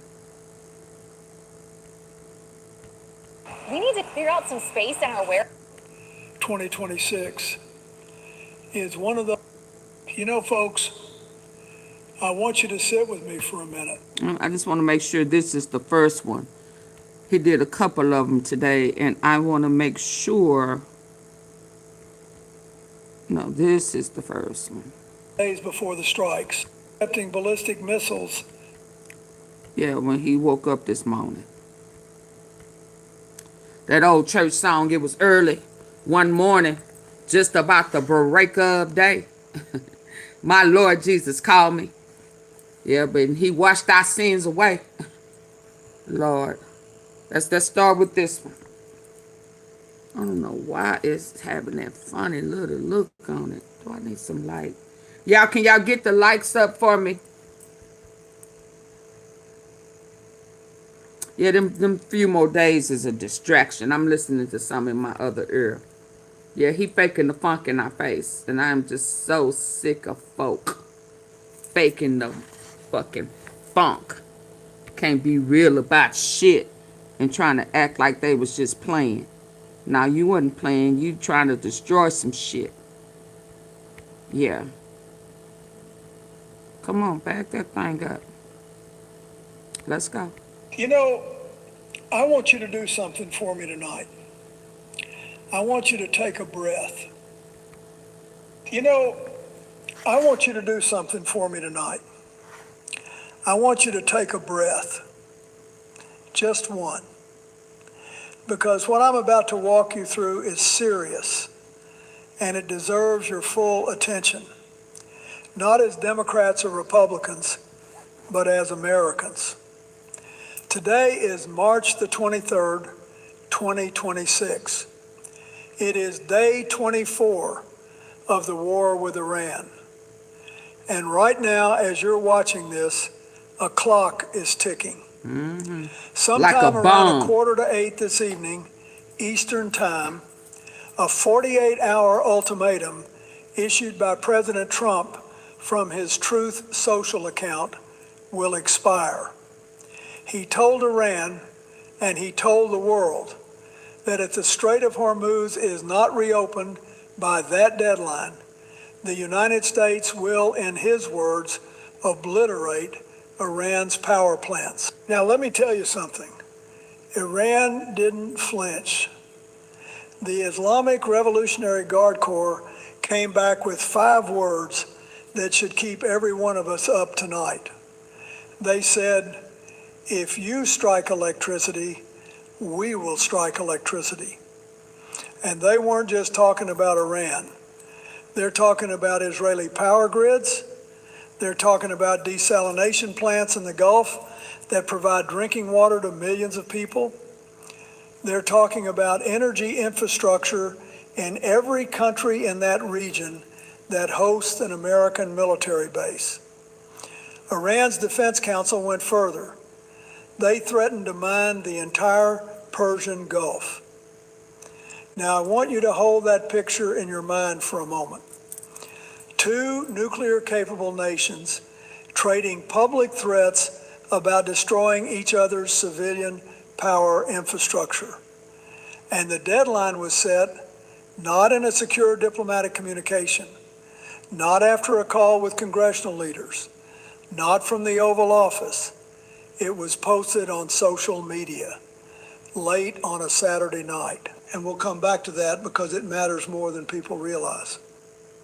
When I sat behind that desk in the Oval Office, I learned something that never left me. The weight of a single sentence, a single word, when you're the President of the United States. You speak and markets move. You speak and aircraft carriers change course. You speak and mothers in countries you've never visited hold their children a little tighter. That is the burden of the presidency, and it is not a burden you carry on social media at midnight. This is not just a foreign policy crisis, folks. This is a test of our institutions, of our leadership, and honestly, of us, of whether we still have the collective wisdom to tell the difference between strength and recklessness, between strategy and spectacle. So stay with me, because what's unfolding right now will shape this country and this world for years to come. Now look, before we talk about where we are tonight, we've got to understand how we got here. Because this crisis did not start on Saturday night with a social media post. It's been building, step by step, decision by decision. And most Americans haven't had the full picture laid out for them. It goes back to October 7th, 2023, the Hamas attack on Israel. That was the match. And what followed was a cascading series of conflicts, the war in Gaza, the escalation with Hezbollah, and then the 12-day war between Israel and Iran in June of 2025, in which the United States participated directly. There was a ceasefire after that. It didn't hold. Then came the massive Iranian protest of January 2026, where the Iranian regime killed thousands of its own citizens in the streets. The world watched, and the diplomatic window, the nuclear talks in Geneva, mediated by Oman, those collapsed just 2 days before the strikes began. On February 28, 2026, the United States and Israel launched nearly 900 strikes in 12 hours. They called it Operation Epic Fury. They hit military infrastructure, air defenses, missile sites, and they killed Supreme Leader Ali Khamenei. Nearly 50 senior Iranian leaders gone in under a minute. Now I want to pause here because this is important. Taking out an adversary's military capability, that's one thing. I've had to make those calls. But what you do after that first strike, that's where strategy either holds or falls apart. And this is where things start to get complicated. Iran retaliated. The Strait of Hormuz, through which 20% of the world's oil flows, has been effectively shut ever since. As of today, at least 13 American service members are confirmed dead, over 200 wounded. On the Iranian side, the numbers are staggering. Over 1,400 killed, thousands of civilian buildings destroyed, hospitals hit, Red Crescent workers killed in the field. And this morning, the head of the International Energy Agency, Fatih Birol, went on the record and said this energy crisis is now worse than the 1973 and 1979 oil shocks combined. 44 energy assets damaged across 9 countries. Let me tell you something. When the IEA says it's worse than the 70s, that's not rhetoric. That's a 5-alarm fire for the global economy. And we'll come back to what that means for your family in a moment. So here's where we are right now, as of today, March 23rd, 2026. On Saturday night, President Trump posted on Truth Social that Iran had 48 hours to fully reopen the Strait of Hormuz, or the United States would, and I'm quoting, hit and obliterate Iran's power plants. That deadline expires tonight around 7:44 p.m. Eastern Time. Iran's response was immediate and defiant. The Islamic Revolutionary Guard Corps said, and these are their words, "If you strike electricity, we will strike electricity." They weren't being vague. They named targets: Israeli power grids, desalination plants in the Gulf that provide drinking water to millions, energy infrastructure in every country that hosts an American military base. Iran's Defense Council went further, threatened to mine the entire Persian Gulf. Now let me walk you through what the world looked like this morning. Brent crude oil hit $113.52 a barrel, climbing. Asian markets cratered overnight. The Nikkei fell nearly 2,000 points. South Korea's Cosby dropped over 5%. Qatar's exports have been knocked offline. Saudi Arabia is intercepting ballistic missiles over Riyadh. Food and travel costs are surging across the globe. Britain's Prime Minister Keir Starmer got on the phone with Trump late Sunday night. They agreed that reopening the strait was essential, but Britain and a coalition of 22 nations have been reluctant to commit military forces. They offered safe navigation support, but that's a long way from the kind of full-throated backing Washington wanted. Inside Iran, civilians are queuing for fuel, limited to 20 liters per car. Airstrikes have hit residential neighborhoods in Tehran, Urmia, and Khorramabad. There was footage today of a child's body being pulled from the rubble. That image matters. It always matters. And here's a quote I want you to hold on to from the energy analyst Amina Bakr. No one believes that this conflict is just going to be very short-lived. That's the honest assessment. This is not winding down. And that's despite the fact that President Trump himself told the American public on Friday, just 3 days ago, that operations were winding down. Then on Saturday night, he issued the most dramatic escalation threat of the entire war. And we'll come back to that contradiction because it tells us something essential about how decisions are being made. Let me tell you something from experience. When you sit in that chair, when you're the one making the calls, there is a difference between being strong and being reckless. And that difference is not about volume. Please hit the like button. Double tap those 3 dots at the top right corner. It's not about how loud you say something or how fast you say it. It's about whether your decisions create space for a solution or close every door in the room.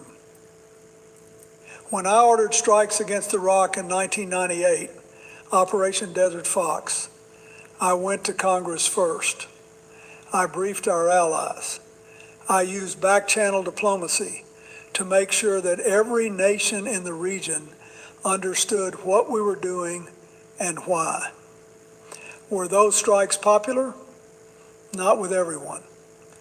But they were deliberate. They had a strategic purpose, and the process gave them legitimacy. What we're watching now is something different.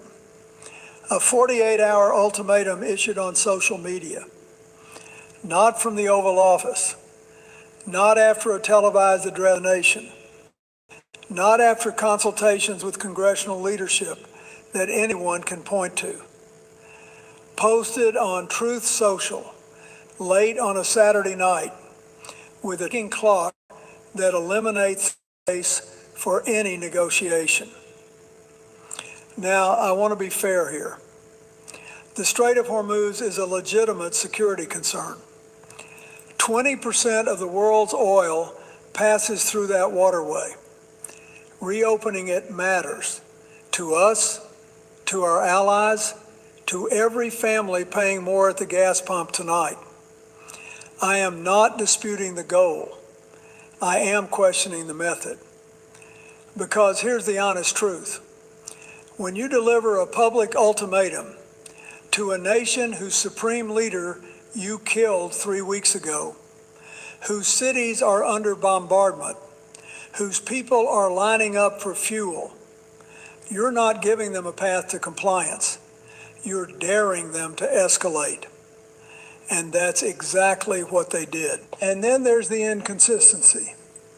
On Friday, the president said the war was winding down. Saturday night, he threatened to destroy Iran's civilian power grid. That whiplash, that's not strategy. Reports are calling it a meltdown, and I don't use that word lightly. But when even the president's own supporters, the MAGA base, are publicly questioning the approach, per the Daily Beast reporting, that tells you something. It tells you the trajectory has slipped out of anyone's hands. I also want to raise a constitutional question that nobody in Washington seems willing to ask loudly enough. The House voted on a war powers resolution on March 5th, and it was rejected, 212 to 219. But that doesn't make this war authorized. Congress has not formally declared war. There is no new authorization for the use of military force. And that matters, not just legally, but morally. Now I want to broaden the lens because this isn't just about one night's deadline. This is about what's happening to our system. We've got to remember something. The Constitution of the United States gives Congress the power to declare war. Not Truth Social, not a Saturday Night Post, Congress. And right now, 24 days into an active military conflict, with American service members dying, with the global economy shaking, with missiles being intercepted over Allied capitals, Congress has not formally authorized this war. The House rejected a war powers resolution by 7 votes. 7 votes. And since then, the conflict has escalated dramatically. That is a failure of institutional responsibility, and it sets a precedent that should worry every American, regardless of party. But it goes deeper than that. Look at what's happening to our alliances. Britain's Starmer is on the phone with Trump but won't commit warships. 22 nations offered cautious, safe navigation support, and Trump publicly criticized them for it. Let me tell you something. You do not build coalitions by shaming your allies. I spent years building those relationships in NATO, in the Middle East, in Asia, and I can tell you, trust is the single most valuable currency in international diplomacy. Once you lose it, you don't get it back with a tweet. Then there's the humanitarian dimension. Over 67,000 civilian housing units damaged in Iran. 77 healthcare facilities hit. Red Crescent workers killed. A child pulled from rubble in Khorramabad. They just might need us. When America strikes, in the near future. the world watches and the world remembers. Trump Our moral started authority this. is not infinite. Iran was It not is a threat. earned, and it can be spent. And right They now, lying. we are spending Iran was not it a threat. fast. Why And are let's they bring it home, trying to kill leaders because this with is hitting oil? American families right now. Trump wants the oil. Gas Bottom prices line. are up significantly since the war began. Groceries are climbing. Travel costs surging. The IEA is already talking about COVID-style measures to conserve energy. That's rationing, folks. That's the kind of language we haven't heard since the 1970s. When I was president, we understood that the strength of America was not just in our military. It was in the trust the world placed in our judgment. I'm gonna pause for a couple of minutes so that y'all can hit the like button. Double tap the face of your screen if you're on your phone, or hit those 3 dots at the top right corner. And while we are waiting, there's breaking news. Jury rules against Bill Cosby. Damn, again, Uncle Bill. All of them. Why are they not getting Trump? Hit the like button. Why are they getting everybody except Trump?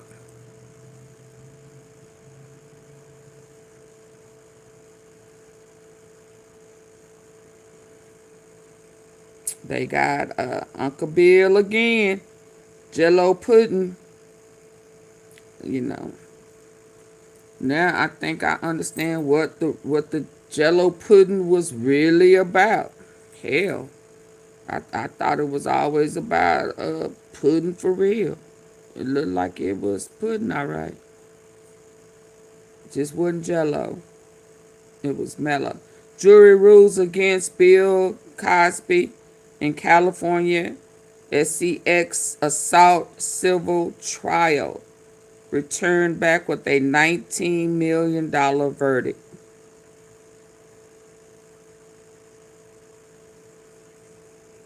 He's still getting, Jeffrey Epstein's neighbor is still getting hit again.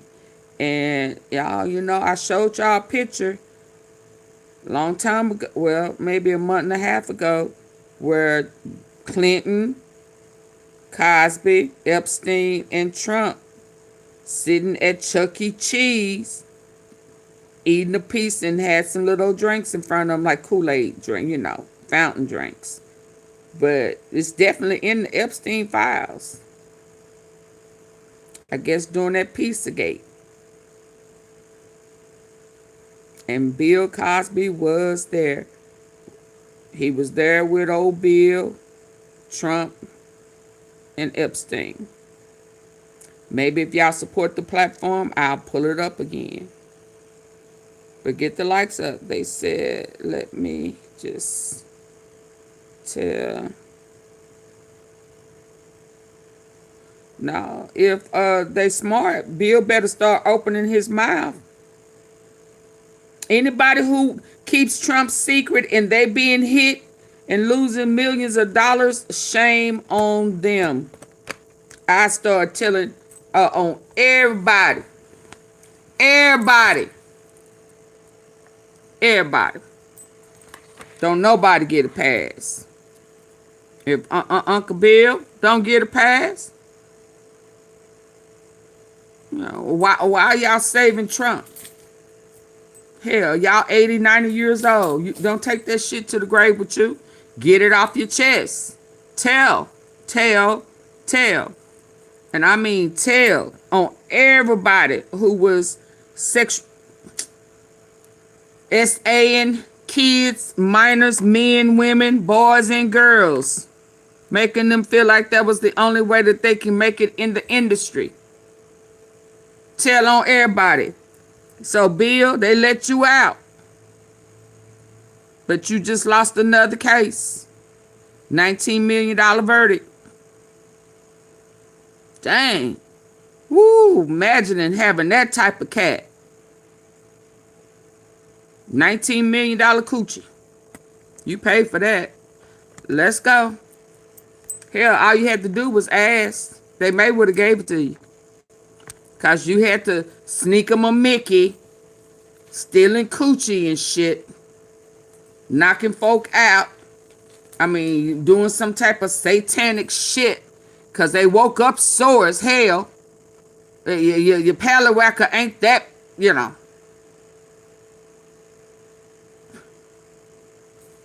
Because men with good pickles, you don't have to do all that stealing. But it's a power struggle. Yeah. And shame on y'all for falling into that satanic cult mess. He took the oath. He's the sacrificial. He done already been hit. He's actually set down in his old age. It's somebody else's turn. Yeah, Diddy, sacrificial. Yeah, R. Kelly, sacrificial. What's that old Harvey? It's time for them Trumps and Epsteins and all of them. Every last one of them. Ain't no sacrifice. Everybody gets a turn to go to prison for their crimes. I'm just saying, time out for that. And shame on you if you keep taking these blows by yourself and you know what the real deal Holyfield is. Shame on you. I don't have no pity on you for stealing people's coochies and buttocks, boys and girls.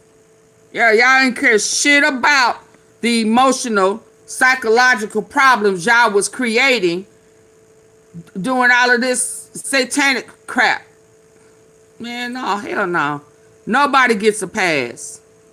You all go straight to jail, prison, sit down, and let Bubba and them do to you what you did unto others. You gotta feel it for yourself. You gotta feel the emotional confliction, trauma that you put on others. You got to feel that. How dare you think you gonna bypass it? Sit your 5 cent ass down and you take it. the way you gave it. That's how you learn from your mistakes. Yeah. The fire is hot. Your butt will be loose. And when that trust erodes, the cost isn't abstract. It shows up at the gas pump. It shows up at the grocery store. It shows up in the anxiety of a family wondering if their son or daughter in uniform is coming home. Now, here's a question I want you to sit with for a moment. In any conflict, any crisis, it's worth asking, who benefits from this and who pays the price? I've said this publicly and I'll say it again tonight. Mr. Netanyahu has long wanted to fight Iran because that way he can stay in office forever. I said that on the Daily Show last year, and nothing that's happened since has changed my mind. Netanyahu has a strategic interest in this war continuing. A wartime prime minister doesn't face elections. A wartime prime minister doesn't go to prison. And the reporting, including from the Daily Beast, suggests that Israel has been getting carried away with the scope of operations, pushing beyond what was originally coordinated with Washington. That's not an alliance functioning properly. That's a tail wagging the dog. Now, let me be clear.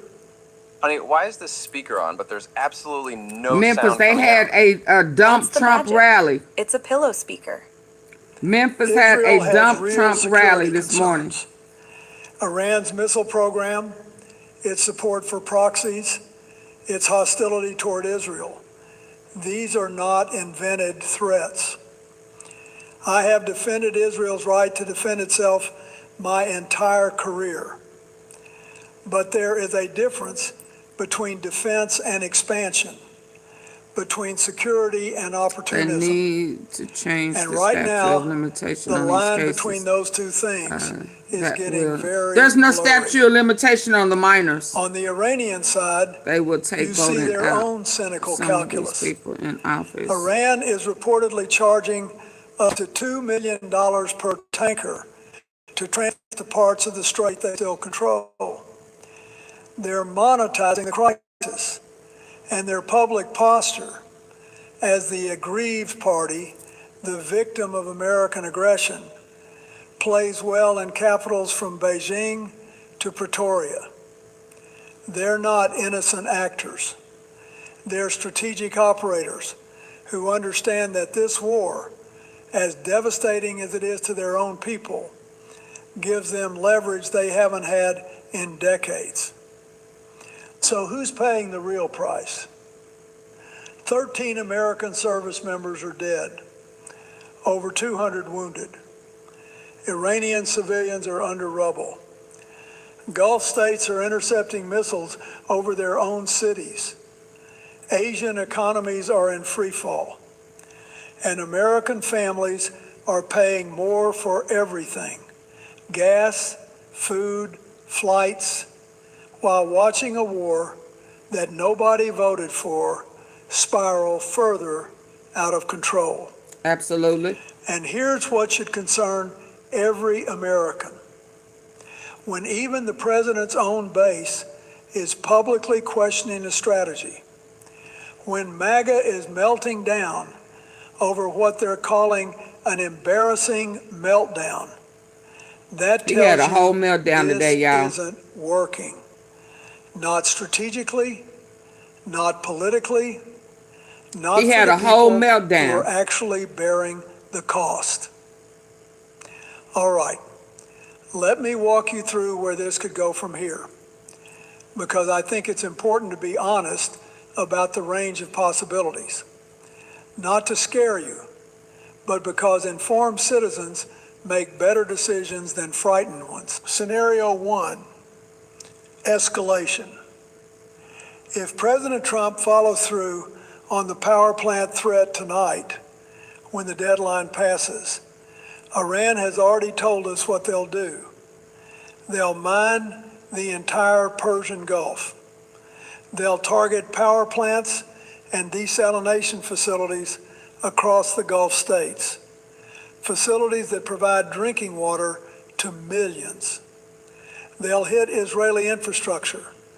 The IRGC has already said publicly that their doctrine has shifted from defensive to offensive. Oil could spike past $130, $140 a barrel. The IEA is already saying this is worse than the 70s. You'd be looking at a global recession, possible food shortages in import-dependent countries, and the very real prospect of NATO fragmentation as allies refuse to follow the United States into a wider war. That's scenario one. Scenario two, a grinding standoff.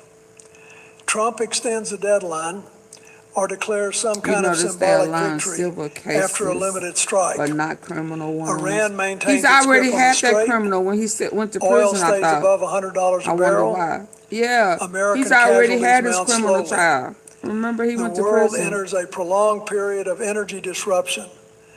The IEA has already floated Oh yeah, COVID-style conservation they haven't hit him measures. with Florida hippie Food gypsy. prices surge. That's where all of Political pressure builds for at Trump home. and everybody else, This it is becomes a slow those bleed. Florida. Not a catastrophe all at once, but a steady erosion of economic stability, military readiness, and public trust. We saw something like this. Yeah, in and the Comey later was years on of her way Iraq. to hit. It's not They dramatic was enough about to to force have a that reckoning, Florida. but it They would have hollows hit you out Trump and Diddy. from the inside. Scenario three, an off-ramp. Back-channel negotiations, possibly through Oman, which mediated the Geneva talks that collapsed just days before the strikes, produce a framework, a ceasefire, a staged reopening of the strait, a pathway back to nuclear negotiations. This is the hardest outcome to achieve because it requires both sides to accept less than they want. Iran would have to give ground on the strait. The United States would have to stop demanding total capitulation from a nation that no longer has a supreme leader. But it's the only scenario that doesn't end in either catastrophe or slow decay. If I'm being honest with you, and I always try to be, I think tonight we're somewhere between scenario one and scenario two. And what I'm praying for is scenario three. But hope is not a strategy. Diplomacy is. And right now, I don't see enough of it. You know, I've been thinking a lot these past few weeks about what it felt like to sit in the Situation Room. Not the big decisions everybody writes books about, Trump should but the be quiet in ones. prison for sure. Yeah, it's his The turn. 3 a.m. briefings. No The president moment should you have him realize in. that the No, words you choose it's his in turn. the next 10 minutes will echo And it's messed in up that places people you've voted never for been, him, knowing that and he families was you'll a never meet. That weight doesn't go away. triple X predator. It shouldn't go away. And you never, ever want someone in that chair who has forgotten what it feels like. America has survived crises before. We've been through the Cuban Missile Crisis, when the world came within hours of annihilation, and two leaders, Kennedy and Khrushchev, found the courage to step back from the edge. We survived Vietnam, though the scars took decades to heal. We survived the Iran hostage crisis, 9/11, the long wars in Iraq and Afghanistan. Every time the Republic held, not because our leaders were perfect, but because our institutions were strong enough to absorb their mistakes, because Congress exercised its authority, because the press told the truth, because citizens demanded accountability. Absolutely That's a the deflection from the Epstein files. It's not glamorous. It doesn't fit on a social That's media it. post, but it works if we let it. So tonight, as that clock ticks toward the deadline, I want to speak directly to a few groups of people. To the members of Congress, both parties, your constitutional responsibility is not optional. You have the power and the duty to authorize or constrain military action. Use it. To the press, keep telling the truth. I know it's harder than ever. Do it anyway. To the men and women in uniform, you are carrying the heaviest burden, and your country owes you not just gratitude, but honesty about why you're in harm's way. And to every American watching this tonight, whether you voted for the current president or not, stay informed, stay engaged, resist the temptation to let fear do your thinking for you. The measure of a great nation is not just its military power. It is the wisdom to know when not to use it. It is the humility to admit when a course must change. It is the faith, not in any one leader, but in each other, that we can find our way through. We've corrected course before. We can do it again.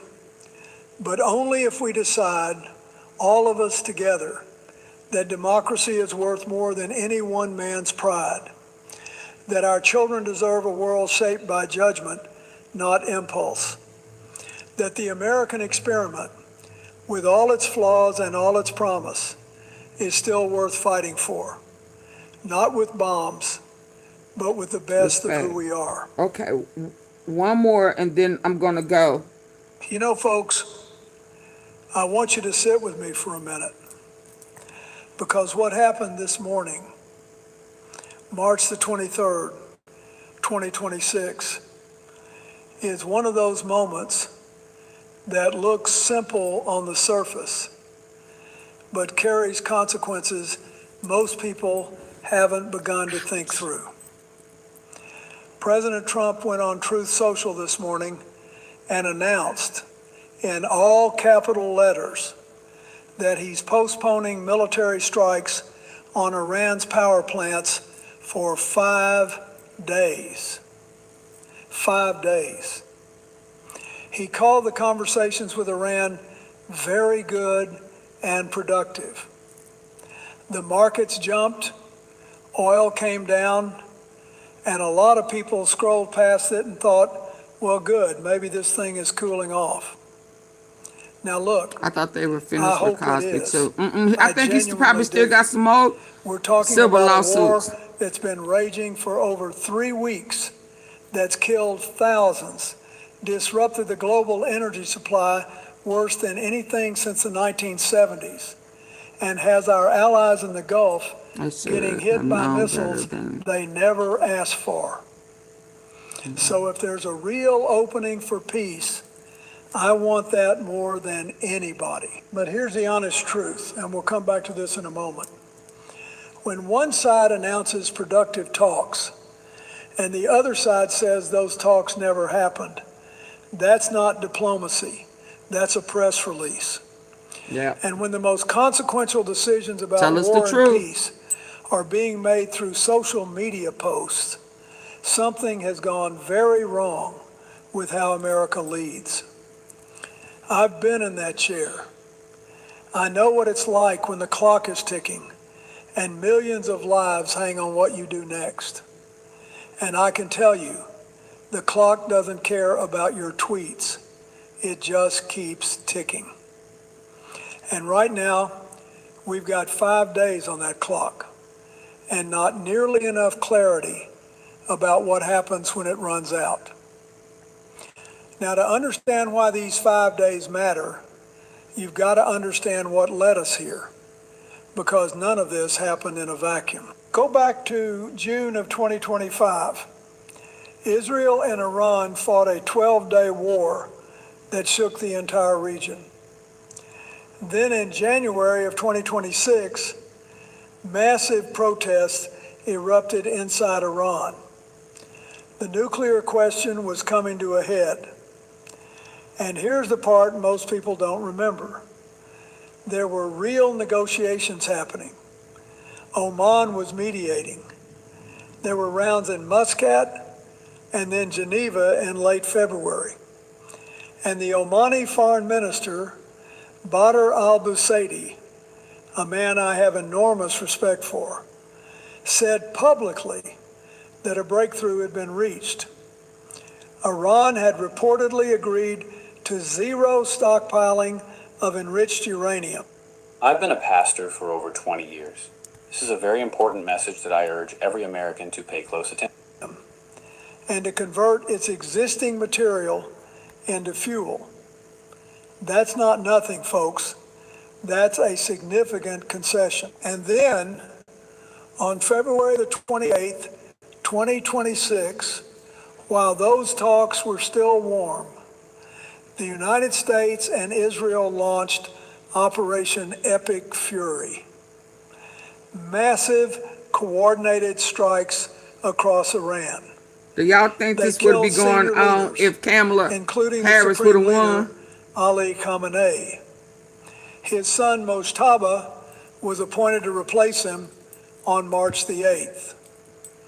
And Iran responded the way anyone paying attention knew they would. They closed the Strait of Hormuz, launched retaliatory strikes across the Gulf, and the world's energy supply fell off a cliff. Now let me tell you something from experience. I mean, off the cliff. When I was president, we understood a fundamental rule of diplomacy. If you blow up the negotiating table, it's very hard to build a new one. The IEA has called this energy disruption worse than both 1970s oil crises combined. 11 million barrels a day gone. Oil above $100 a barrel. Gone. Gas prices up 17%. Gulf allies, Saudi Arabia, the UAE, Kuwait, Bahrain, getting hit by Iranian missiles they never signed up for. And all of this flows directly from a decision to launch strikes during active negotiations where a breakthrough was reportedly within reach. That context matters. And we'll come back to that because it explains almost everything about what happened today.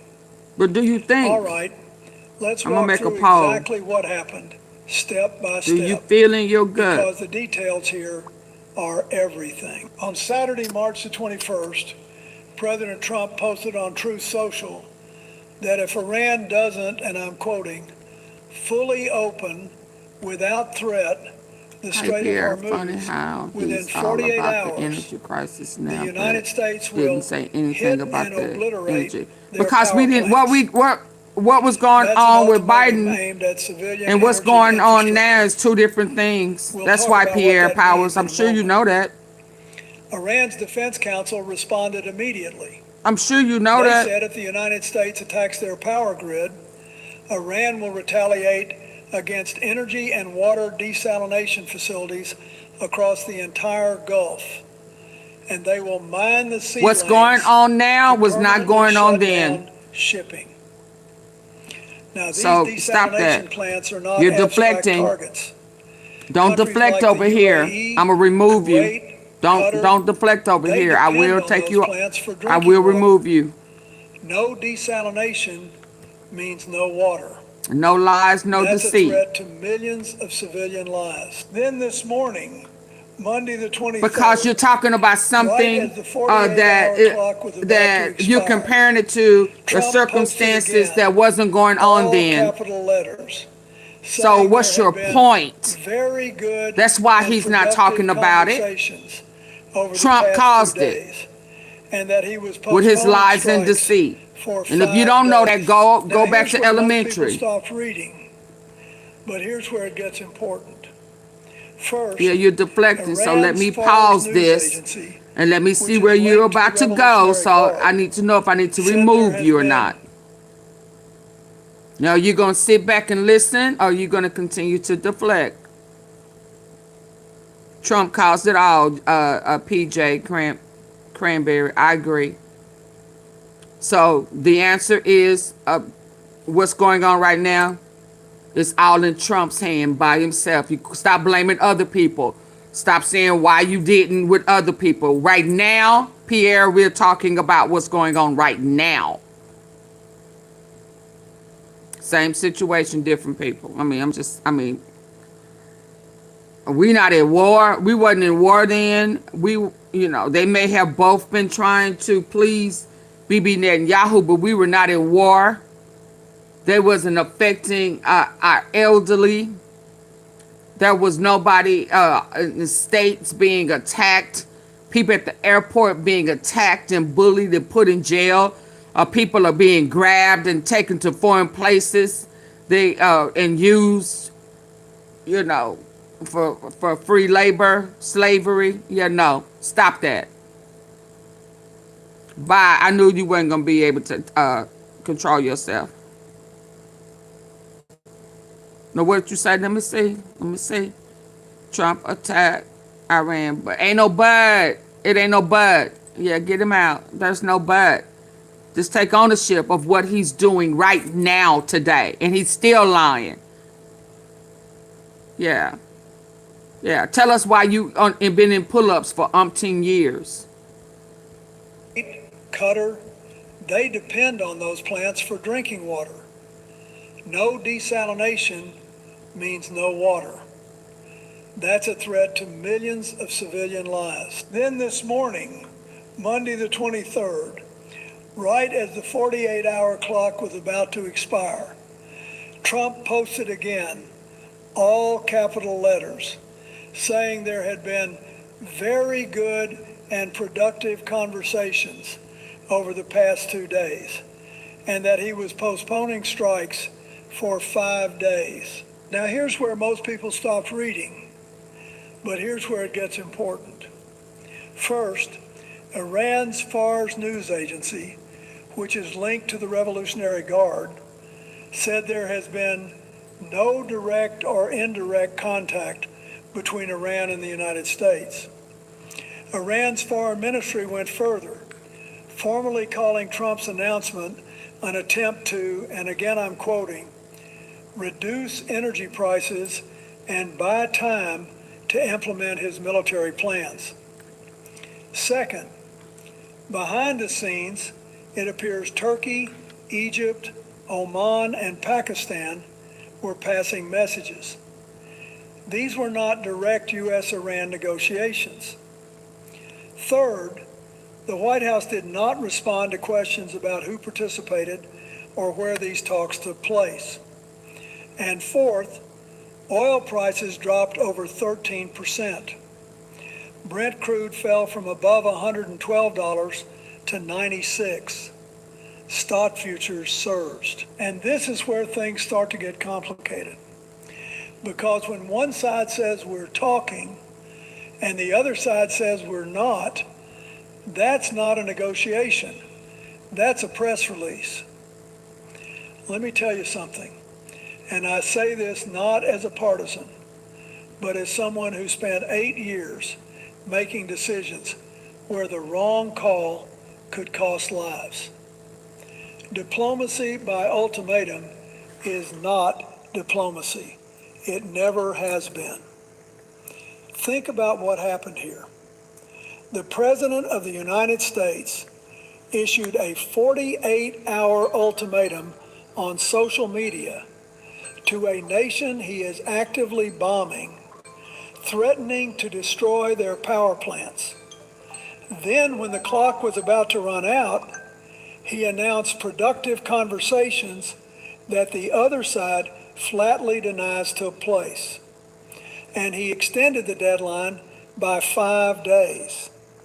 All of this conducted through Truth Social posts written in all capital letters. Now, I managed this is his meeting. The 1994 North Korea nuclear crisis. We were staring down a regime. This is the meeting he said he had. And was threatening negotiation. Negotiating with itself. Every negotiation I was ever part of that actually worked had one thing in common. Both sides had to be able to say yes without losing face. That's the most basic principle This is the meeting of conflict resolution. When you issue a public ultimatum and then publicly claim talks are happening, This is you the make talks. it impossible for the other side to confirm those talks without looking like they caved. See, this is the That's problem. He precisely wasn't why expecting Iran for them to come denied back the and say, oh, we conversations. ain't talked to him. Not because nothing was said through intermediaries. Maybe something was. But because acknowledging it publicly would mean Iran accepted Trump's framing.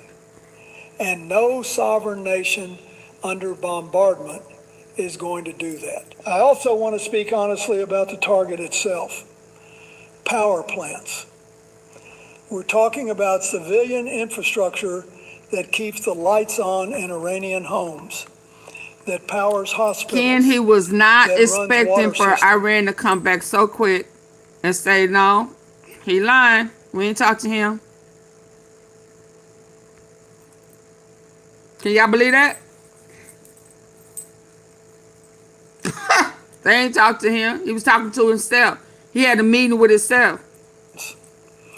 The BBC has documented strikes near hospitals and schools already.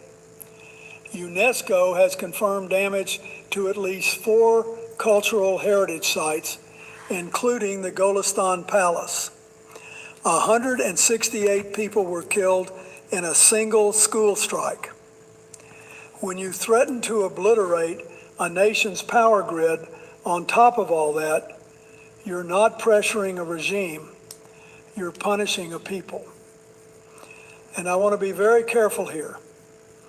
Iran's behavior is unacceptable. Closing the strait, striking Gulf neighbors, threatening water infrastructure, that's all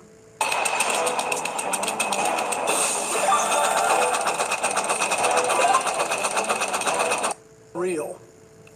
But leadership means owning the chain of escalation you helped create. And that change started on February 28th when we bombed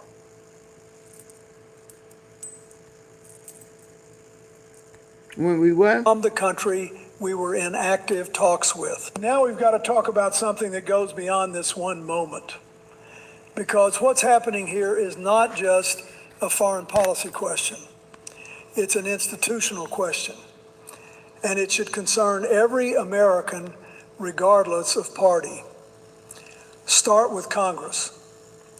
This war was launched without a new authorization for use of military force. Hello, Anisha. The House debated a war powers resolution in early March. There was a real, serious constitutional argument about whether the president had the authority to launch these strikes. Speaker Johnson called it dangerous to limit the president's authority. But the Constitution is clear. The power to declare war belongs to Congress. And right now, 5-day pauses and 48-hour ultimatums are being announced on a social media platform, not through the institutional channels that exist for exactly this purpose.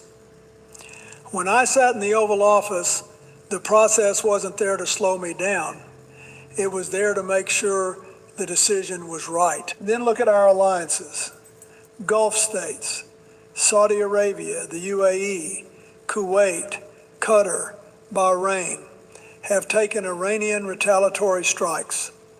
Their desalination plants, their energy infrastructure, their civilians are in the crosshairs. And yet the strategic direction of this war shifts with each social media post. Oman's foreign minister wrote in The Economist that this is an unlawful war and a grave miscalculation. That's an ally, a mediator, saying publicly what others are saying privately.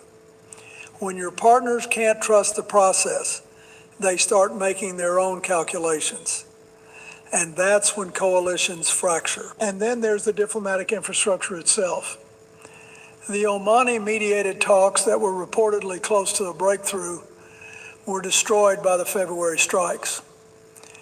Now we're told that indirect messages through Turkey, Egypt, and Pakistan constitute, quote, productive conversations. That's not the same thing. That's like saying because your neighbor told your cousin that you might be willing to talk, you've reached a deal. My dad never And looked just back lying at his his old ass jeans off. after I gifted him these. Lying in our face. The institutions of diplomacy, back channels, confidence building measures, verified intermediaries, written frameworks, those exist for a reason. They create the architecture that makes durable peace possible. Governing by announcement erodes that architecture. And once it's gone, it's very hard to rebuild. Now look, I want to offer you a different way to read what happened today. And I say this respectfully, because I'm not trying to be cynical. I'm trying to be honest.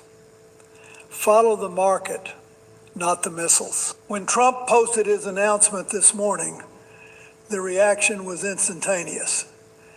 Brent crude dropped from above $112 a barrel to 96. That's a drop of over 13% in hours. Bloomberg reported oil futures tumbled 14%. Stock futures surged worldwide. The Dow jumped over 1,000 points in futures trading. Indian markets saw a massive spike. The dollar fell against major currencies. Every single financial indicator moved in one direction: relief. Now I want you to ask yourself a question. The 48-hour ultimatum was about to expire. There was no clear plan for what obliterating power plants would actually achieve, strategically or diplomatically. Iran had explicitly promised devastating retaliation against Gulf energy and water infrastructure if the strikes happened. The global economy was already bleeding. Gas prices were up 17% since the war began, and the IEA had called this the worst energy disruption in half a century. In that context, what was the cost of following through on the ultimatum? It was enormous. And what was the benefit of announcing a pause dressed up as diplomatic progress? It was also enormous, at least in the short term. I'm not saying the markets are running the war, but I'm telling you, when an all-caps social media post moves oil prices by 13% and stock futures by 2%, somebody in that White House noticed. And when Iran's own foreign ministry says this was about reducing energy prices and buying time, you have to at least consider that they may be reading the situation accurately. Responsible leadership would acknowledge this tension openly, that economic and political pressures played a role, rather than dressing up a strategic pause as a diplomatic triumph. The American people deserve that honesty. And frankly, the markets deserve it too, because relief built on false premises doesn't last. So where does this go? Because 5 days is not a strategy, folks. It's a countdown.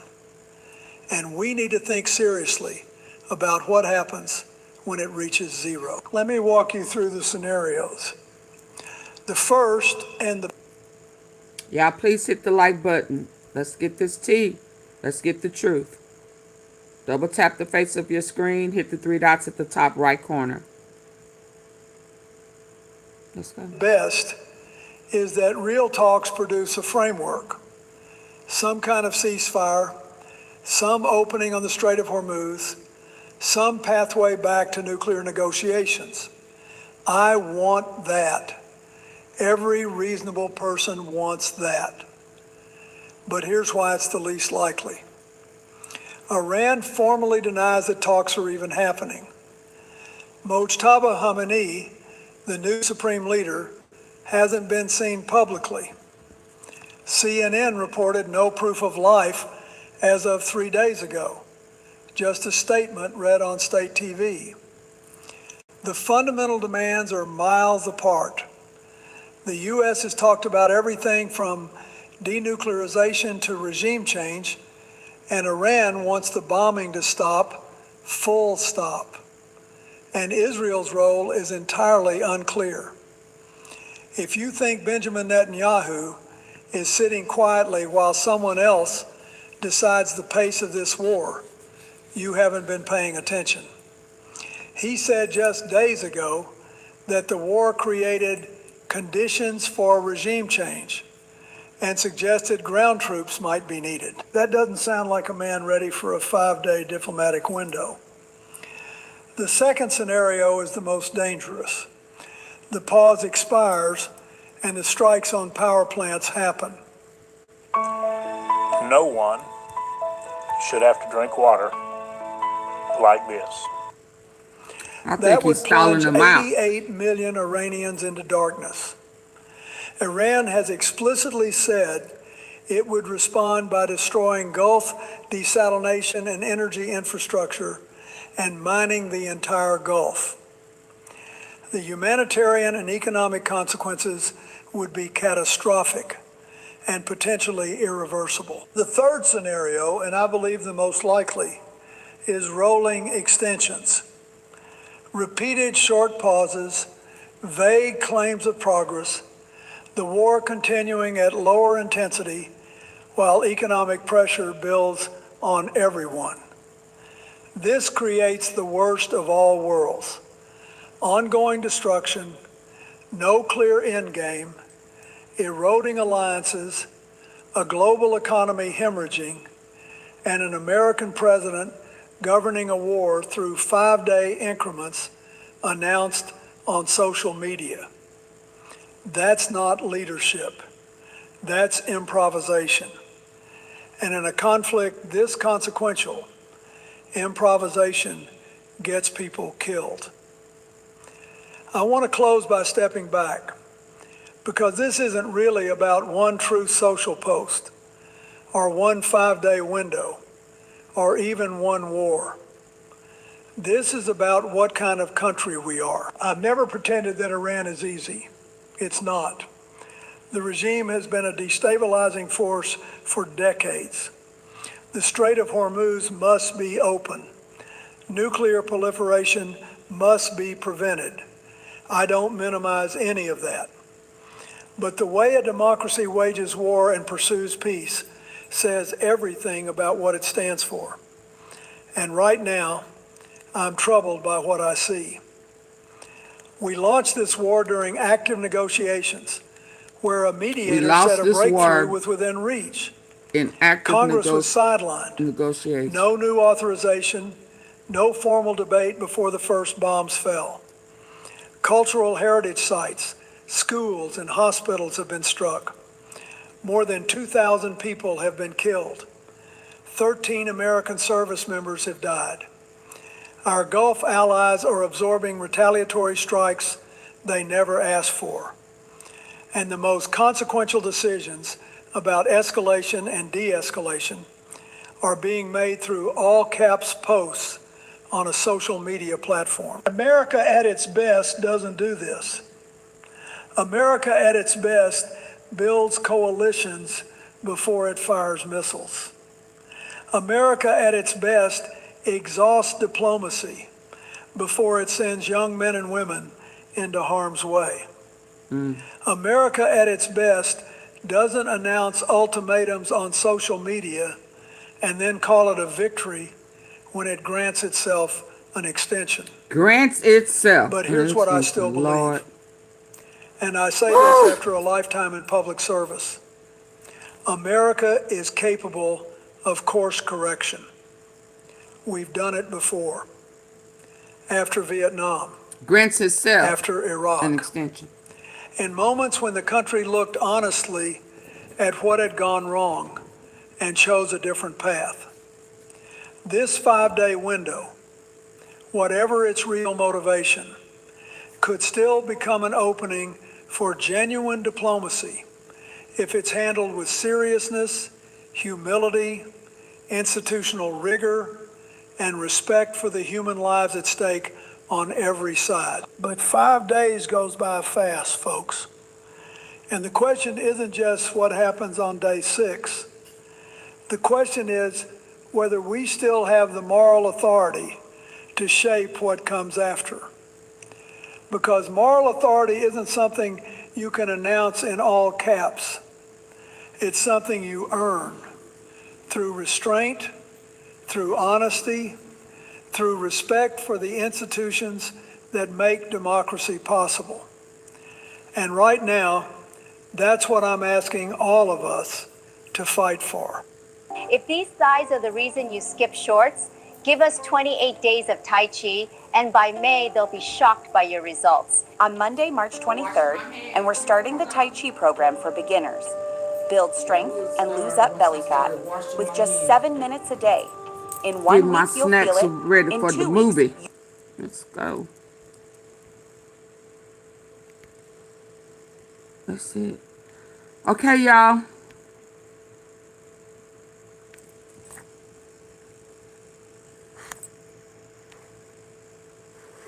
That's it. I got a movie set about Enoch. Jesus help us. Oh, Lord, no. Lord, I know. I absolutely know. Jesus help. What's that old song? Jesus keep me near the cross. I mean, you know, you got to go back to them. Oh.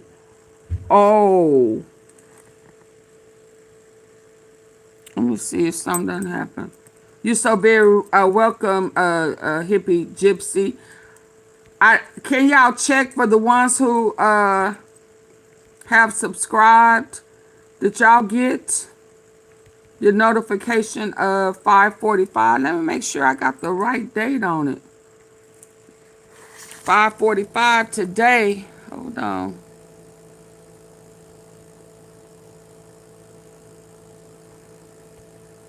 And we talking about your voice is beautiful. Thank you. I'm trying to get it together. It's a little scratchy. I need to put some honey. I need to get some honey. Did y'all get the notification about a live at 5:45? I'm trying to double check. It's public. It shows it's public.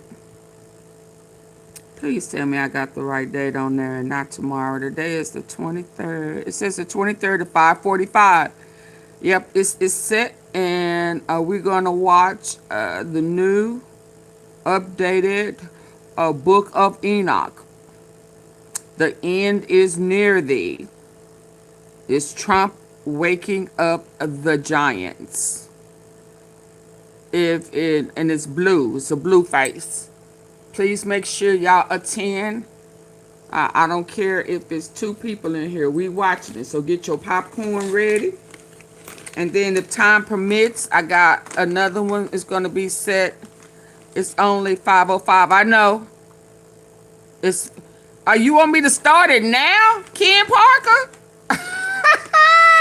You want me to go ahead and start it now? I'm trying to get my snacks ready. I got some guacamole. Let me see, Auntie Fee, what you got? I got I'm gonna use my mock pretzels, some guacamole. These are the best pretzels ever.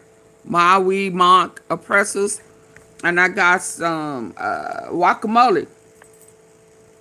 And I got some the lemonade, the cayenne lemonade. I think I'm gonna drink my Kool-Aid. And I'm gonna warm it up with that cayenne pepper And that's what I'm going to sip on. But it said at 5:45, so that's about, give me a sec. Okay, but do y'all see it? So 5:45 is set. Because if time allows, then we got a third one coming with Candace. But we going this way today. We're going to be learning as we listening. Because this man right here trying to play, he think we slow. We ain't slow. We ain't slow, okay? I see y'all at 5:45. Thank y'all so very much. Come in, hitting the like button. Because we don't want to stall on the movie. Okay.